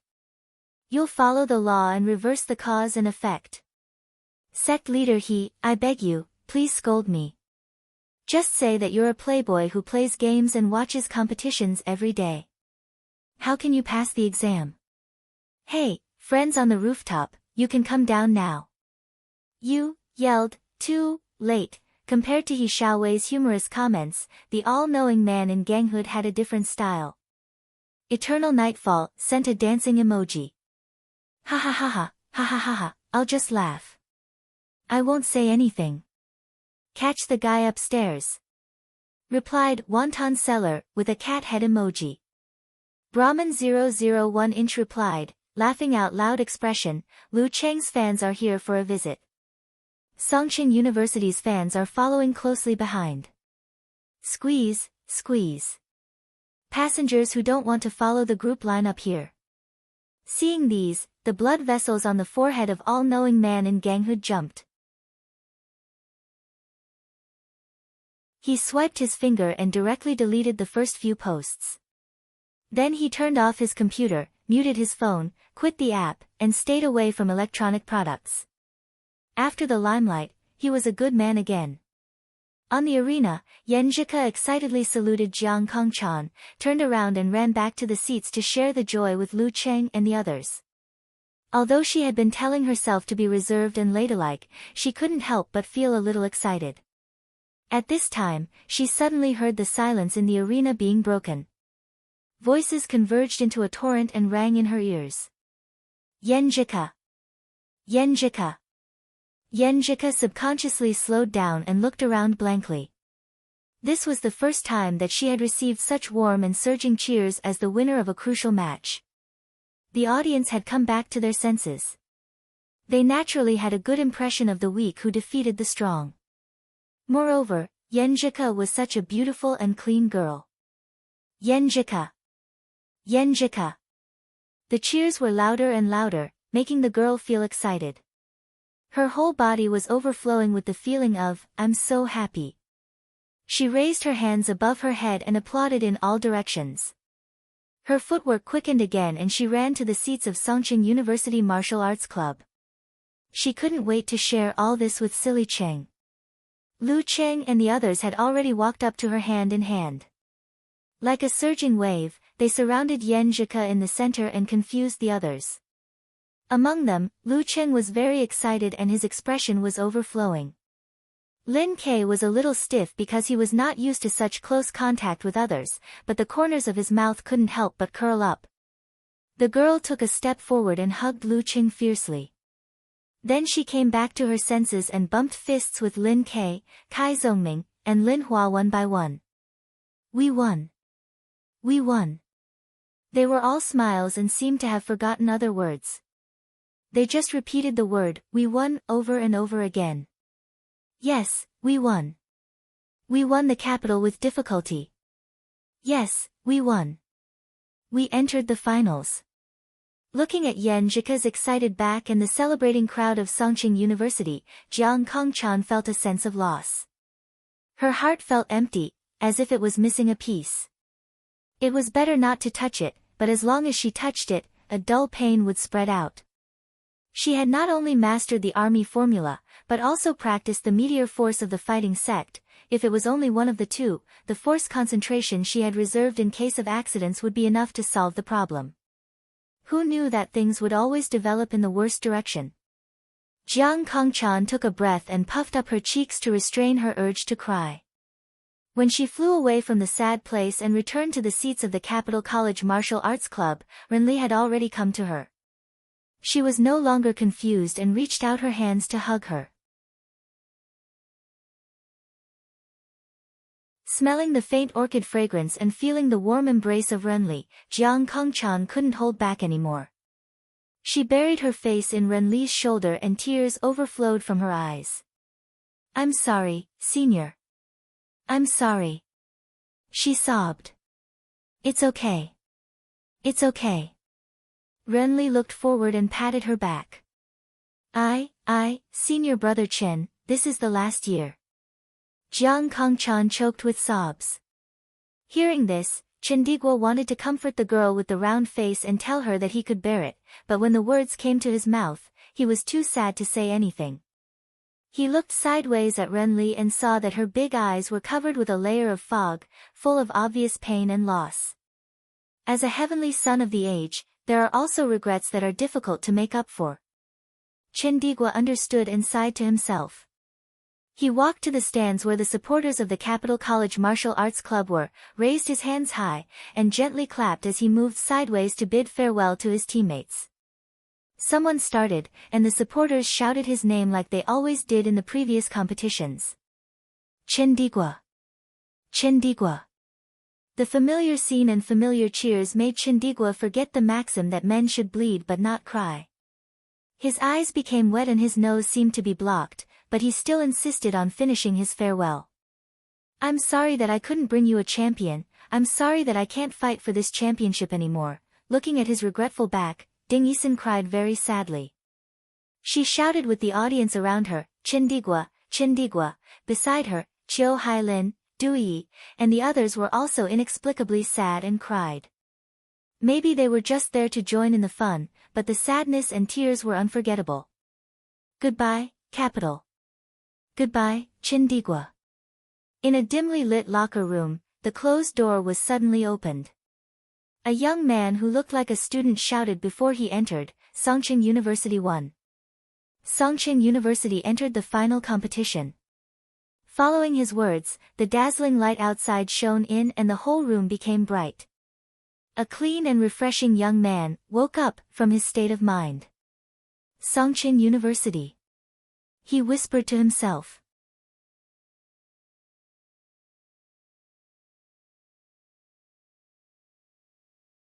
Chapter 402. After a few minutes, Lu Cheng, Yenjika, and the others returned to the locker room. Renli, Chindigua, and the others left dejectedly. The cheers and shouts of the audience only lingered in the air. The staff seized the time to repair the arena. They brought in some bluestones and used some other materials to make the arena flat again. After some work, the second semi-final match began. Shanbei vs Guangnan. Under the huge pressure, Zhen Huancheng displayed his strongest level, showing a mental state that surpassed the previous situation. Unfortunately, his opponent was called Peng Liyun, and after a long bitter battle, he was still defeated helplessly. Peng Liyun continued to work hard, and narrowly defeated Shi Meng, completing a 1 vs 2, before leaving the stage, leaving Li Xiaoyuan to Fang Zhirong. The two of them, whose reputations were once on par with each other, had similar realms. One was a weak 7th pin, while the other was close to 7th pin. They fought fiercely. Fang Zhirong relied on the inheritance that was currently stronger than his opponent's, his slightly stronger strength, and his desire to win that contained anger to win. He won one move and sealed the outcome. Shanbei entered the final match of the National University Martial Arts Competition for the third time in 3 years. Before that, they had won the championship twice. Sometimes, it was not that you were not strong enough or did not work hard enough. It was just that some people were stronger than you and worked harder. In this match, some special spectators were not as excited and involved as the people around them. Instead, they watched the match with a critical attitude. They were the observers of Haiyuan Club and other forces. They were considering whether Li Xiaoyuan and Fang Zhirong were worth roping in. If so, how much would they be willing to pay? Peng Liyun, Renli, Lu Cheng, Lin Ke, and Chao Yang, and Zhen Huancheng had already been taken. Only Li Xiaoyuan and Fang Zhirong, who had not joined any forces, were worth roping in. After the wonderful battle, these observers left the martial arts stadium of the Imperial City thoughtfully after they had gained something. In the live broadcast room, the host, Lu Chang, made a concluding speech. Both semi-finals were extraordinarily intense and wonderful. We didn't let you down, especially the match between Songqing University and the capital. It had all the elements of anxiety, twists and turns, accidents, and small probability. It was definitely a match that could be recorded in the history of university martial arts competitions. Let's congratulate Peng Liyun, Lu Cheng, Lin Ke, and the others for meeting in the final. They came from the same division and met again in the final. In addition, let us also thank and bless Chindigua, and Chao Yang, Zhen Huancheng, and other students who are about to leave the martial arts circle in the university. We thank them for the wonderful battles they have contributed to us in the past 4 years, and we wish them a better and better journey in life. Having said so much, let's get back to the topic. Let's look forward to the winner of the two strongest university martial arts clubs in 2 days. Let's see who can pick up the highest honor. On the evening of April 25th, the usual time, old friend, see you there. As soon as he finished speaking, the broadcast screen switched to the currently dilapidated ring. With this as the background, crisp tapping sounds could be heard. 2 lines of content popped out word by word on April 25th, 7:40 p.m., the final match of the National University Martial Arts Competition, Shanbei University Martial Arts Club vs Songqing University Martial Arts Club. 1 year of hard work, 1 year of closure. On the bus back to the hotel, Lu Cheng and the others were still immersed in the happiness of winning the capital by a narrow margin. Yes, a narrow margin. If Yan Zhike had been forced to use her 2 trump cards in the previous match, Jiang Kongchan, who had been mentally prepared, would not have been so easily baited. She would have been helplessly trapped in the combo, which gave her more than a 70% chance of winning.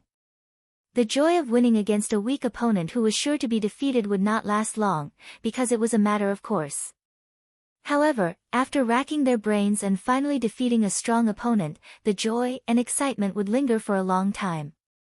Even after 10 days, dozens of days, or even hundreds of days, the person involved would still enjoy the aftertaste of the victory. Yan Zhike was in such a state now. She was obviously excited. If Geyser had not banned celebration and midnight snacks to cultivate the awareness of the final match, she would have invited everyone to have a good time. Looking at his girlfriend who had become a chatterbox, Lu Qing smiled and lowered his voice. How about we sneak out later, have a midnight snack, and have a date? Personally, he was more willing to go back to the hotel to enjoy the massage and whisper sweet nothings to each other. However, Yan Zhike obviously wanted to have some other activities to satisfy the excitement of the previous match. I don't think that's a good idea. Yan Zhike looked out of the window at the brightly lit street. Although she said so, her eyes were filled with eagerness to try. Humph, it's not my fault. It's Cheng who tempts me to do bad things every time. What are you afraid of? My master has always been tough on the mouth but soft on the heart. As long as we don't go out together, he will definitely turn a blind eye. Lu Qing smiled and put his mouth close to Yan Zhike's ear. He was afraid that Shi Jiangwo would catch him talking behind his back. Yan Zhike's ears were very sensitive. Just the breath of the conversation dyed them red, which was very beautiful. Yan Zhike tilted her head, rolled her eyes, and said with a, "I'm in a dilemma, look, since you invited me so sincerely, I'll think about where to go and what to eat later." While talking, the bus stopped at the entrance of the hotel. Everyone got off the bus one by one. Geyser was the first to enter the lobby and went to the elevator in a hurry. Damn, I'm so happy that I drank all the wine I brought. At this moment, Yan Zhike saw a few shared bicycles parked by the roadside. She had an idea and blurted out, "Cheng, how about we take a night tour of the capital? We've been here for so many days, but we haven't gone out yet." Seeing her beautiful eyes, Lu Cheng was about to agree without any principle. However, Yan Zhike frowned and said in denial, "No, you've been hit by the unique skill of the plague sect and your body is still weak. You can't ride a bike like this." She didn't feel tired at all. Because she won so quickly, she didn't consume much energy. She just used the army formula and the meteor force once. She also pretended to dodge for a while. Under the stimulation of her spirit, she didn't feel tired at all. "It's okay. I've recovered. Apart from the negative state, Renli and I haven't reached our limits yet." Lu Qing volunteered to comfort her. His spirit was not exhausted. As for his physical strength, there was no problem with the Jindan. At most, his feet were a little light and his foundation was not very stable. No. Yan Zhike shook her head sadly. She pursed her lips and pretended to think, hoping to find a way to get the best of both worlds. Suddenly, she showed her dimples and said with a smile, "How about this? I'll take a night tour of the capital. In the past, you carried me on your back. This time, I'll do it." Ah. Lu Cheng was stunned for a moment, and then he replied with interest, okay. He wasn't worried that Ku wouldn't be able to carry him since he had gained a lot of weight. After all, she had practiced the swordsman formula and was now a top professional ninth pin fighter with vigorous chi and blood. When she got tired, he could just take her place. He would satisfy her whims first. Then it's decided. Yenjika raised her chin, looking very charming. But as soon as she finished speaking, she frowned again. There's no back seat on a shared bicycle, how could he carry her? How could such a big piece of orange fit in that small storage box? This is a very specific problem. Lu Cheng thought, thinking of a solution. At this moment, little Ming came over and said with a sly smile, you need a bike with a back seat? You heard that? Lu Cheng asked, wait, shouldn't you be in the hotel? Just like the others. I'm waiting for my Fang Yuan. Kai Zhongming said seriously, you were talking so loudly that I could hear you from 5 meters away. If not for our crosstalk friendship, I wouldn't have come to help. Lu Cheng understood what he meant. He asked in surprise, you have a solution? Of course, my Fang Yuan school is not far from here. She rides here every time. She has her own car with a back seat. Kai Zhongming smiled and said, tell me, how are you going to thank me? I won't hurt you for 3 days. Lu Cheng asked tentatively. What kind of thank you is this? How about this? Teach me the hand gestures and pronunciation of the 9 words formula later. I don't want you to teach me your secret knowledge, but to correct my self-taught content. Little Ming said without hesitation. It's useless to only know the hand gestures and pronunciation without specific visualization. Lu Cheng was a little confused. I have my own use. Kai Zhongming said proudly. Lu Cheng suddenly understood and said with amusement, have you heard of the story of the boy who cried wolf? Don't worry about it. Kai Zhongming laughed. After the deal, he walked out to greet Fang Yuan. Yenjika pursed her lips and tried to hold back her laughter. Cheng, I'm suddenly looking forward to your crosstalk combo. Cough, it's hard to come up with a good line. Lu Cheng pretended to be serious and made the girl laugh again. After a few minutes, Fang Yuan, who was wearing dark clothes, arrived and lent her bicycle to them. After thanking her, they pushed the bicycle to the side of the road. Yenjika looked at her watch and said, we don't have much time. Let's go somewhere closer. Okay. I'll do whatever Coach Yen says. Wherever you go, I'll follow. Lu Cheng said with a smile. Yenjika rolled her eyes at him and got on the bicycle. She got into position, patted the back seat and said with a smile, come, I'll take you to play. I feel like you're kidnapping me. Lu Cheng chuckled and sat sideways on the bicycle, holding on to the support. Let's go. Yenjika was very excited and raised her voice. She stepped on the pedals and swayed to the other side of the road with Lu Cheng. When she was riding steadily, Lu Cheng put his hands on her soft and slender waist and wrapped them around her front. At the same time, he put his upper body close to her and breathed in the girl's fragrance.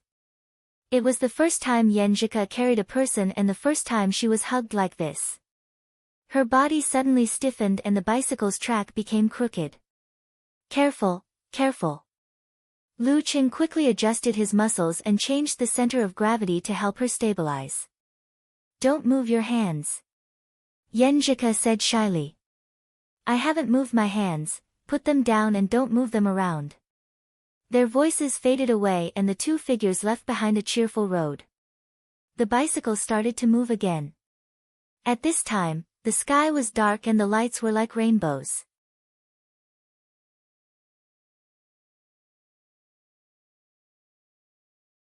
Chapter 403.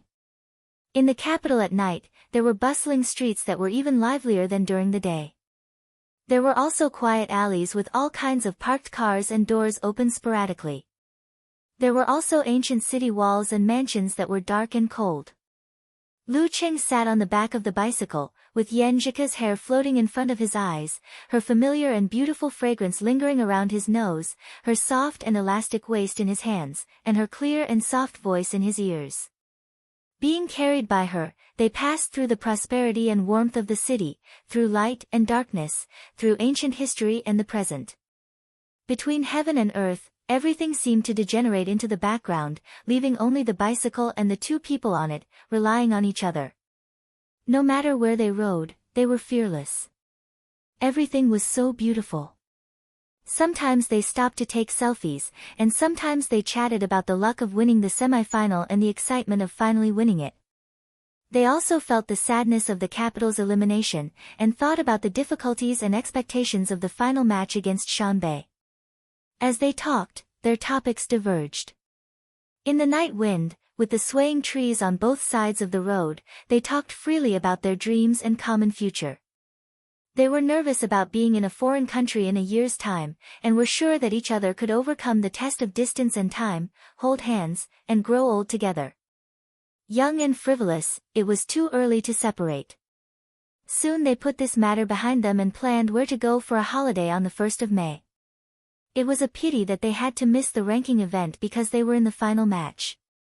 For Lu Qing, it didn't matter whether he participated or not.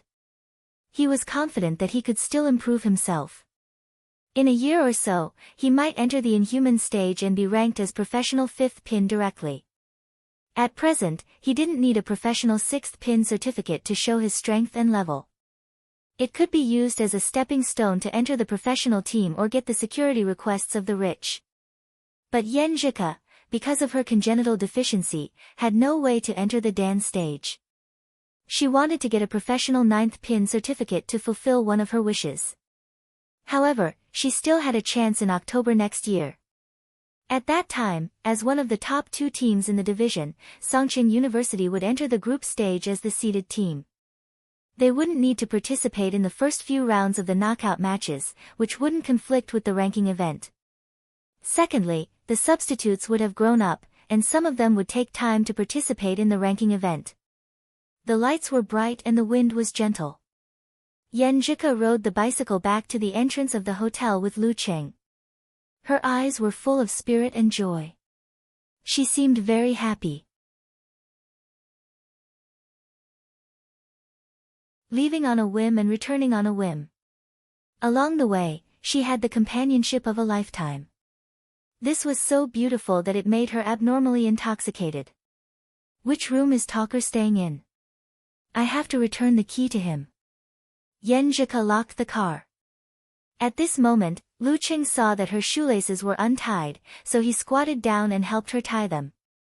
He laughed and said, "Do you want to knock on the door directly?" "It's not me. It's you." Yanjika lowered her head and smiled, looking at her boyfriend's hair like a little girl. "I can't do that either. Who knows what Talker and his wife are doing right now? Wouldn't knocking on their door be ruining their fun?" Lu Qing chuckled. "Your mind is so dirty. Do you think we're all like you? You're a playboy." Yanjika spat. "You call this dirty? They've been dating for so many years, it's a serious matter. What if he and Fang Yuan went out on a date?" Lu Qing finished tying her shoelaces, stood up and said, "I'll call Talker first to make sure he's not in the room and whether he's doing anything. Then I'll send the key to him. Just to be safe." "Don't." Yanjika suddenly wanted to stop him, but she stopped halfway. "Why?" Lu Qing asked in bewilderment as he held his phone. Yanjika gave him a look that said, "Are you stupid? You just said not to ruin their fun. How could you forget it in the blink of an eye? It's just a phone call." "Oh." Lu Qing suddenly understood and snickered. "You know about this too?" Yanjika turned her head and looked to the side. She snorted and said, "I've read so many romance novels and TV series. At the critical moment when the male and female protagonists are about to do something, the phone often rings suddenly. The male protagonists will be very depressed." As she spoke, she laughed in a low voice, as if she was very happy to hear about this kind of thing. Since she didn't have enough time in her daily life, she rarely read novels and TV series. She often had to rely on Li Liantong to teach her the latest popular scenes. Yeah, he'll definitely be very depressed. Lu Qing agreed with a smile. Then I'll send a message to Talker. Actually, based on my understanding of Little Ming and his rich life experience, he'll definitely turn off his phone and unplug the guest room's telephone line at critical moments. That's why I suggested calling him directly. Why else would he be called the Casanova? Okay. Yenjika nodded twice like a chick pecking at rice. Lu Qing quickly tapped on the keyboard on his screen and sent a message to Kai Zongming. Smirk, is anyone home? If not, I'll knock on your door directly. For a moment, no one answered. Lu Qing put away his phone and looked at Yenjika with a smile. He spread his hands and said, Am I right? Humph. Yenjika glared at him and said, Then I'll leave the key with you. When he replies, you can give it to him. If it's past bedtime, you can return it tomorrow morning. While speaking, she handed the key to Lu Qing, then bent down and pinched her calf. She said with a smile, I've been carrying you for so long, now it's your turn to give me a massage to relax. During their date in the capital, she refused Lu Cheng's request to change shifts several times. Under the curious gazes of passers-by, she carried her boyfriend and finished the whole journey. Okay. Lu Cheng was also full of expectations. Hearing his answer, Yenjika suddenly thought of something and blushed. You promised me that you wouldn't take advantage of me tonight. She said, You promised me that you wouldn't take advantage of me tonight. How can I massage you if I don't take advantage of you? Lu Qing chuckled. I mean, in that sense. Yenjika glared at him, feeling both angry and amused. Under the light, she was so beautiful that it was breathtaking. Okay, I won't take advantage of you. Lu Qing said as he pulled Ku into the elevator. Hee, if you don't take advantage of me, you can take advantage of other things. Besides, how can you call it taking advantage of a boyfriend and a girlfriend? Qing, why are you smiling so wretchedly? Yenjika looked at her boyfriend suspiciously. Of course not. Look at my righteous face. Lu Qing pointed to his forehead. While talking and laughing, they arrived at the floor where they were staying and stopped at the door of the girl's room. For some reason, they both quieted down at the same time. The atmosphere became quite subtle. In the dim light, something was surging secretly. I'm opening the door. Yenjika didn't understand why she blurted out such nonsense. Lu Cheng was about to speak when the phone in his trouser pocket vibrated violently, breaking the atmosphere. Yenjika suddenly thought of something and covered her mouth to laugh, trembling. Helplessly taking out his phone, Lu Qing found that it was his mother, Qi Fang. He had no choice but to accept the call. Yenjika didn't swipe her card. She leaned against the door and looked at her boyfriend with a smile. Hey, Qing, are you okay? I heard from the commentator that you were hit by some martial arts of the plague sect. It seemed to be very powerful. Qi Fang asked directly. She and Lu Jisheng had been paying attention to the national competition. Previously, she called to ask about her son right after the competition ended. Later, when Lu Cheng and the others were celebrating, the surrounding environment was too noisy, so she changed the usual time to 10 o'clock. I'm fine. This kind of martial arts only affects me for a short time. Mom, listen to my voice. Is it full of energy? Lu Qing comforted her. That's good, that's good. Qi Fang smiled. The commentator praised you so much that I felt a little embarrassed. Your dad was so happy that he specially went to open a bottle of wine. Speaking of this, she suddenly felt that something was wrong. Your dad is deliberately looking for an excuse to drink, right? Mom is so wise. Lu Qing betrayed his father, Lu Jisheng, without any guilt. Qi Fang rambled for a while and suddenly mentioned casually, the girl in your martial arts club, Yenjika, yes, Yenjika, is she also from Shoshan number 1 middle school? I remember seeing her once or twice when I went to your school. Mom actually took the initiative to mention Yenjika. Lu Qing blinked at Yenjika and replied to Qi Fang with a smile, yes, she's from the next class. We just happened to be admitted to Songqing University together. This is fate. Mom, this is how your daughter-in-law came to be. I told you, but your dad didn't believe me. She also came to watch you in the youth tournament. Qi Fang said in a tone that said, I know the truth. After chatting with Yenjika for a while, she finally hung up the phone. Lu Qing looked at the girl with a smile and said, my mom seems to be indirectly asking about you. Do you think she's suspicious of our relationship? During the competition, Yenjika used the army formula that even Lin Ke didn't master. During the celebration, although the scene was a little chaotic and that unemotional hug was not filmed, the feelings between Lu Cheng and Ku were still quite special. Humph, aren't you not afraid of your mom finding out? Yenjika wrinkled her nose. I'm not afraid. I want to take you to meet my parents anytime, anywhere. Lu Cheng said with a smile. Hearing this, Yenjika's eyebrows curved and her eyes softened. She turned around and was about to swipe the card to enter the house. It's time to give me a good massage. Before she could finish her sentence, she suddenly paused and turned around to look at Lu Cheng in hindsight. Cheng, even your mom is a little suspicious. Will my dad and the others? Yeah, my dad hasn't specially called to praise me. It's not like this in the previous competitions.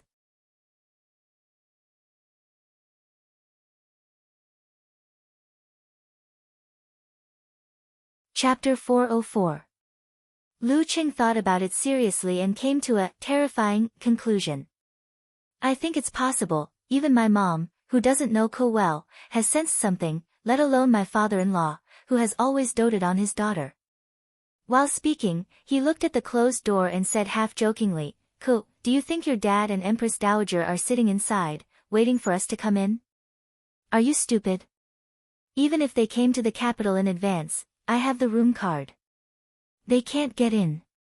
Yenjika rolled her eyes and swiped the door card. After a beep, she pushed the door open and walked in. She paused for a moment, as if she was really afraid to see her parents. Fortunately, it was empty inside, neatly tidied up, and the faint fragrance of a girl's residence floated in the air. I'm just worried that you'll be nervous, so I'm trying to ease the atmosphere. Lu Qing chuckled and followed her in. After closing the door behind him, he asked, Ko, what should we do if your dad really finds out? If he finds out, I'll take you home. Yenjika raised her hand and stammered. Finally, she said those words resolutely. Phew. After making up her mind, she calmed down a lot. She took out her phone and dialed Empress Dowager Ji Mingyu's number. She still didn't dare to face her father directly, so she decided to take a roundabout way. Well, a roundabout way. Although Lu Cheng was full of confidence, he was still a little uneasy when it came to the girl's elders. After all, some people couldn't do anything right, but they were more than enough to spoil things. It was easy to ruin the relationship between him and Ko by talking about family matters. This was also the reason why he didn't mind dating Ko secretly after winning the provincial youth tournament. Before their relationship was completely stable and they were about to get married, if the elders who felt good about themselves interfered and messed things up, they might accidentally have conflicts. And when there were too many conflicts, their feelings for each other would fade away. Therefore, when Yenjika was waiting for the call to go through, he subconsciously slowed down his breathing. Of course, he was also prepared to deal with whatever came. Hello, Mom. After a while, Yenjika said in a sweet voice. On the other end of the phone, Ji Mingyu chuckled. You're finally willing to call back? Mom, how can you say that? When have I not talked to you? I won such an important game today. Can't I share it with you? Yenjika blushed and retorted in a coquettish tone. In the end, she asked, Where's Dad? Tonight, the Empress Dowager sent me a few messages praising me, but my father didn't respond. Your father? Ji Mingyu suddenly snorted. He's buying a ticket to the capital. Ah. Yen Zhika was dumbfounded. Lu Cheng was shocked. Ji Mingyu appreciated her daughter's reaction very much. She smiled and said, "Isn't it normal for a father-in-law to want to see the hairy son-in-law who stole his little cabbage?" He knows. Yen Zhika stammered. Would his father do something extreme? Cheng definitely wouldn't dare to do anything to him. He would be at a disadvantage. Unknowingly, her heart was biased. Should I bring a bramble and ask for punishment? Lu Cheng only had this funny thought at this time. You and Lu Cheng were flirting with each other and even used the army formula. When you were celebrating, you couldn't wait to grow on each other. Your father is not a fool. How could he not realize it? Ji Mingyu said in a gloating tone. Empress Dowager's tone made Yen Zhika feel a little relieved. She asked with concern, "My father, how did he react? Did he say anything?" His expression was very interesting. Surprise, astonishment, anger, and disappointment alternated. Ji Mingyu didn't hesitate to mock her husband. She vaguely recalled the expression of Ku's grandfather when they were caught in bed. My father was kind enough to not beat him to death on the spot, and then? Yen Zhika continued to ask. Lu Cheng listened more attentively. Your dad glared at me and asked me if I had known about it long ago. I said that the signs were so obvious. Even if I didn't know, I would have known. His disappointment was written all over his face. Son, Dad is very disappointed in you. Ji Mingyu chuckled. I told him that when I thought about our time together, he was speechless. When I told him about your attitude and Lu's promise, he kept nagging about how you weren't close to him anymore. You fell in love with a boy and kept it a secret from him. You didn't even take the initiative to talk to him. He said that he wasn't a feudal tyrant, so why did his daughter distance herself from him? Your father is such a hypocrite. Yen Zhika was amused by Empress Dowager. She sighed and said, My father admitted it. He didn't say whether he would admit it or not. He just kept checking Lu Cheng's information. If I didn't know that your father didn't know any witchcraft, I would have suspected that he wanted to curse his hairy son-in-law. After checking, he sat in a daze for half an hour and smoked 2 cigarettes for the first time.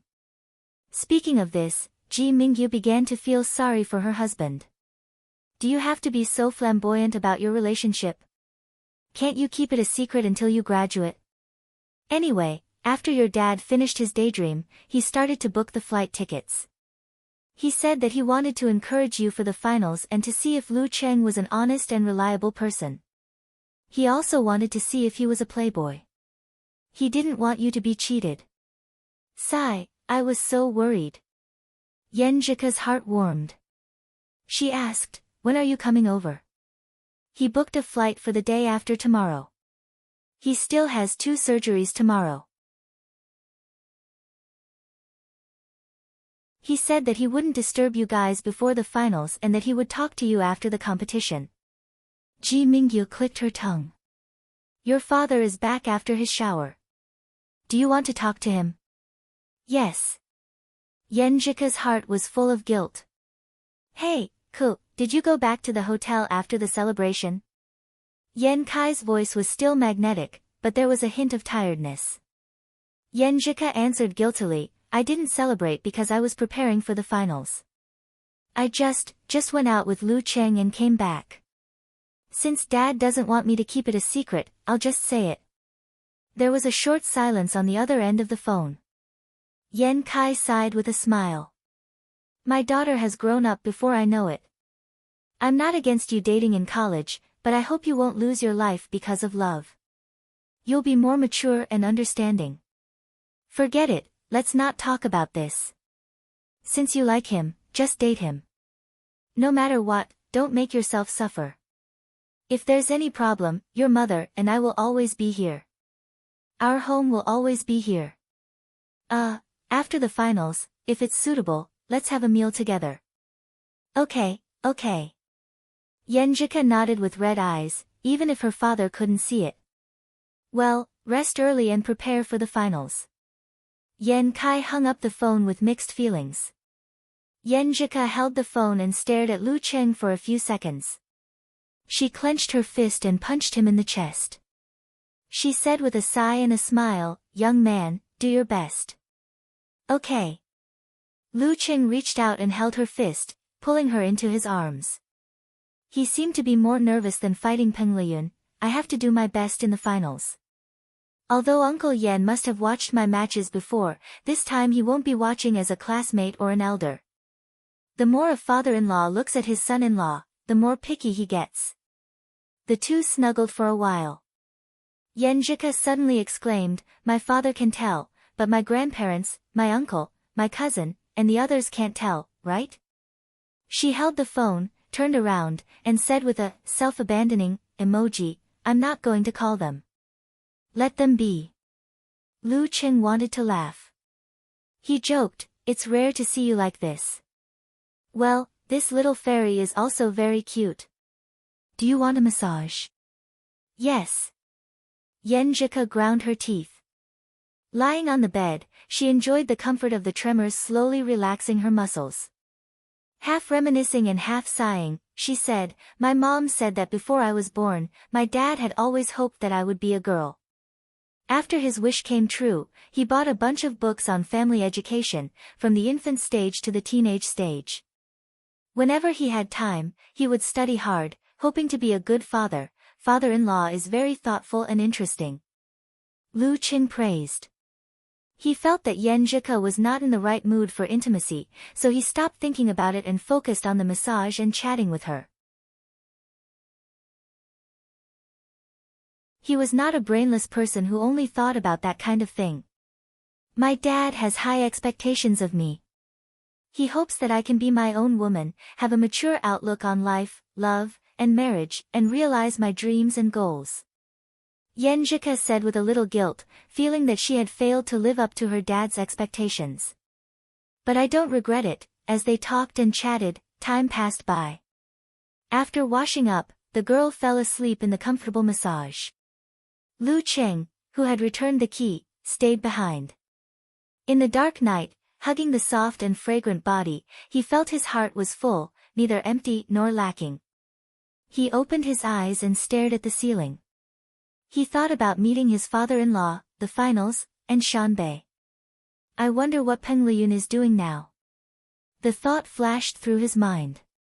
He closed his eyes and fell into a deep sleep. 2 days later, he would fight with him again. In the swimming pool on the top floor of the hotel.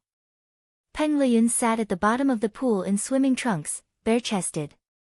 The water rippled around him, giving off a glimmer, like a dream world. He was not breathing, but his heart was beating up and down. It was as if he had returned to the beginning, to his mother's womb, to the environment full of water. Back to the innateness, looking for the root pulp. Everything around him was far away, and all kinds of things in his body appeared in his mind. Peng Liyun forgot the time and everything, and felt the subtle details of his body in a wonderful state. Suddenly, his body shook and floated out of the water. He exhaled a long breath of turbid air. His muscles were not exaggerated or deformed, but obviously contained explosive power. "Good, you improved again. You held on for almost 2 more minutes." Beside the swimming pool, Su Wanyan held his phone and gave a thumbs up. Peng Liyun, who had just come to the edge of the pool, smiled and said, "Not bad." His hair was completely wet, sticking to his head, strand after strand, giving him a different kind of masculine charm. "You take a rest. I'll swim and relax." Su Wanyan put down his phone and jumped into the pool with a splash. Suddenly, he uttered a strange cry as if he had been poked by something. He asked in confusion, "Where is the electricity leakage?" As soon as he finished speaking, he suddenly realized something. He stepped on the water and raised his head to look at Peng Liyun, who was in a daze on the deck chair.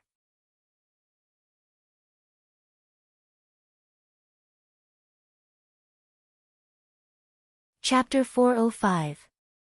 On the same night, when Lu Cheng and Yen Jika were biking and Peng Liyun was practicing in the swimming pool, all the lights were off in the martial arts club of Capital College.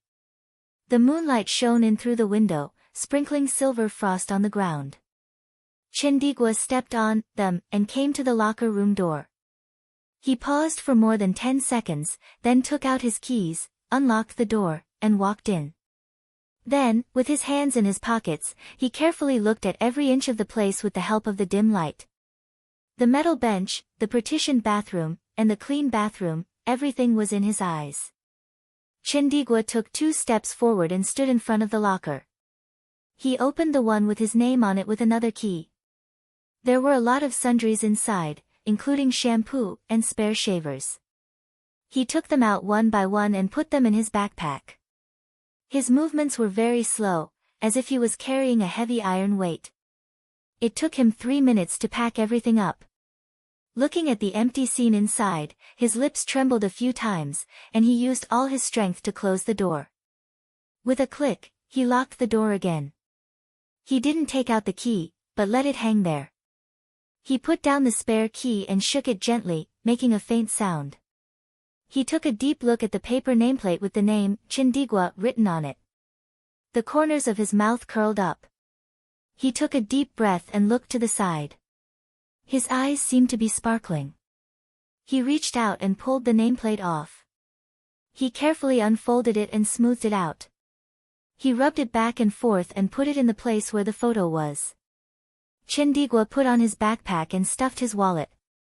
He stepped back and approached the door step by step. He stepped back again and stared at the front. After a few seconds, he grabbed the door handle and pulled it back. Click. In the slight sound of the lock locking, Chindigua seems to be facing the wall to reflect. He still left the key on the door, carried his backpack, and measured the martial arts arena with his feet. There was a strength training room with numerous equipment, an arena with slightly old stone steps, a total of 5 levels of seats for spectators, and a wide field where various traces of training could be vaguely seen. Step by step, slowly and heavily, Chindigua finally entered the honor room. He stopped in front of the display window where the many championship trophies of Capital College Martial Arts Club were displayed. He reached out his hand again, but all he felt was the cold glass. After hovering for a moment, he withdrew his right palm, turned around, and walked outside. The backpack on his back wasn't big, as if he hadn't taken anything with him. Step by step, Chindigua kept looking around and returned to the entrance of the martial arts arena at the speed of a snail. He raised his head and looked again. He let out a long sigh and revealed a bitter smile. Clang! The door slowly closed, and everything familiar gradually disappeared from his eyes. In the end, nothing was left. The moon in the sky was as bright as ever. Chindigua turned around and left. His figure stretched out and swayed as he walked further and further away. In the shadows outside the martial arts club's office, the long-haired Renli and the plain-looking Shin Yu looked at each other quietly. Neither of them spoke nor stood out. After a long time, there were 2 more sighs. That night, the long-haired, classically elegant Li Xiaoyuan sat in the corner of the cafe. Opposite him was an old man who was leaning back lazily. This is the condition of our Haiyuan club. As long as you agree, you can choose the dance stage martial arts you want from the Dark Sect, Magnetic Sect, and Plague Sect. Hee. Although they are incomplete, we still have the corresponding content of physical invulnerability. The old man in the dark retro martial arts suit smiled and said, "We're not in the top professional competitions yet, but you should know that witches grow very quickly. It won't be a problem for this old man to fight for another 5 years. Besides, we're also inviting other mighty ones with physical invulnerability to nurture potential reserves from the martial arts school. In short, we'll definitely be one of the 12 superpowers before you graduate." Sounds good. Li Xiaoyuan took a sip of black tea and nodded with a smile. Are you interested? The old man raised his eyebrows and smiled. We can sign a draft contract first. When you send the formal contract and confirm that there is no problem, it will be settled. Li Xiaoyuan said casually, as if this was not an important decision for his martial arts life, but just a matter of going to the supermarket to buy something. No, He would be conflicted about what to buy at the supermarket, but he was not. The old man was surprised and said, "Are you not going to think about it or talk about it?" "It's settled." The other party agreed so quickly that he felt it was unreal. "There is a reason for this." Li Xiaoyuan smiled. "Is there a special reason?" the old man asked with interest. Li Xiaoyuan took another sip of black tea and said, "My dad grew up watching you compete." "Ah." The old man was stunned. "You are already 20, and your dad is probably in his 40s. Growing up watching me compete." What an unpleasant compliment. Just as the old man was sighing, Li Xiaoyuan laughed and added, "Actually, this is a joke." The old man was speechless. "The real reason is that you are the first to formally invite me." Li Xiaoyuan leaned back in his chair and replied with a smile. "You are not joking?" the old man asked worriedly. "Do I look like the kind of person who keeps joking?" Li Xiaoyuan asked seriously. The old man pondered for a moment and said, "Then let's sign a draft agreement first." 2 days passed in the blink of an eye. For most martial artists, this time would not bring any improvement. On April 25th, the sky was blue and the clouds were white in the capital. The temperature was moderate. When they left the hotel and entered the bus, it was not yet dusk. Everything was so bright. The bus stopped and moved, and it did not take long for them to arrive at the martial arts arena in the capital.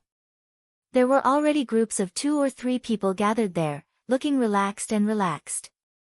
When they were about to get off the bus, Yenjika's phone suddenly vibrated and rang. It was from Empress Dowager. "Hello, Mom, are you cheering for me in advance?" Yenjika tried to make her tone light, not letting her parents feel that she was nervous about the competition. No matter how good her psychological quality was, it was inevitable for her to feel nervous in the face of the final competition that she had fought for a year, no, more than a year. Ji Mingyu chuckled and said, "We are here to watch the competition. Isn't that cheering for you? Your dad and I have been waiting in the cafe outside. We saw your bus coming. Why are you here so early?" Yenjika blinked and looked at Lu Cheng. Lu Cheng coughed, straightened his back, and got off the bus in a more natural and unrestrained manner. He maintained his posture, turned around, and held his girlfriend in case she tripped while getting off the bus while talking on the phone. The pressure of the final competition began to show. As the sky darkened, more and more people gathered outside. There were banners, cartoons, loudspeakers, inflatable hammers, and bursts of singing. For Shanbei and Songqing University, this was not their home ground. There were very few die-hard fans, and most of the people who followed them only had a preliminary inclination. Therefore, they got along well with each other. In the locker room of the Shanbei University Martial Arts Club, the members, who had experienced 2 finals, were preparing in an orderly manner. No one was too excited or too nervous. When everything was ready, the club president, Su Wanyan, knocked on the metal bench and said with a smile, "I haven't been to a bar for a long time because of this final competition." "Ha, club president, don't talk. From now on, don't talk. Don't curse us." The blonde young man from Northern Europe laughed in a strange accent. He was strong, rough, and very confident. "If you say that, you'll be struck by lightning today." Su Wanyan was both angry and amused. "All right, stop arguing. Wanyan, you're in your senior year and will leave school in a few months. Do your best and don't leave any regrets." Coach Huang Qing pressed his hand and said. Su Wanyan nodded slightly. He glanced at Peng Liyun and Fang Zhirong, who were silent with their eyes closed. He shook his shoulders, stood up, and clenched his fist. "Then send me off with a beautiful ending." In the locker room of the Songqing University Martial Arts Club. Gizershur looked around and coughed twice. "We're not as good as Shanbei, no doubt about that. But we didn't come here to lose, nor to give them the championship. Think about it, Songqing University doesn't have a national champion. The honor room is waiting for you to fill it. Let's fight. The barefooted are not afraid of the shoe bearers. Hearing these words, Lu Cheng looked at Lin Ke, who had his head buried in the ground without saying a word. Ke had said that the best result in the history of the martial arts club was created by her uncle, Lin Ke's father. However, they were only runners-up and failed in the finals. Brother-in-law gave up his plans for professional competitions and applied to Songqing University to make up for this regret. This regret, let's make up for it together. In the live broadcast room, the screen was replaying the journey of Shanbei and Songqing University. Shanbei defeated their opponents easily. Shanbei defeated Songqing University in the round-robin battle. Songqing University improved again. Not only Lu Cheng and Lin Ke, but the substitutes also improved. The defending champion defeated their opponents easily and advanced to the next round without bloodshed. Despite being in the death group, Songqing University seemed to be at ease. In the final battle between the strong and the strong, they even had the energy to defeat Huahai. Lu Cheng turned the tables and defeated En Chaoyang, displaying the combat strength of a top 6th pin fighter. Lin Ke fought 1 against 2, not letting Lu Cheng have the advantage. The quarterfinals were peaceful and everyone advanced easily. In the semifinals, Shanbei defeated their strong opponents again. Peng Liyun deserved the title of Demon King of the national competition. Songqing University fought hard and won a narrow victory over Capital. Their main force and substitutes played to the best of their ability. Now, the two met on the highest stage and were about to end their past. After the review, the host Lu Chang said with deep emotion, "Actually, we don't need to do these special programs. We don't need to exaggerate the atmosphere of this competition. We can do it better with just 2 words." What are these 2 words? At this point, Lu Chang paused for a moment before raising his voice. Finals. Yes, the 2 words, finals, contained all the meaning, passion, and expectation of the competition in the arena. National University Martial Arts Competition Finals, Shanbei vs Songqing University. Peng Liyun vs Lu Cheng. April 25, 7:40 p.m. It will begin. You're tuning in to the Blissful Bookshelf YouTube channel. We're so grateful for your support and don't forget to subscribe to join us on this incredible journey through captivating stories.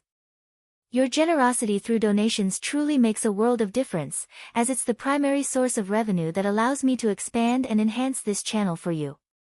Thank you from the bottom of my heart for being a part of this adventure.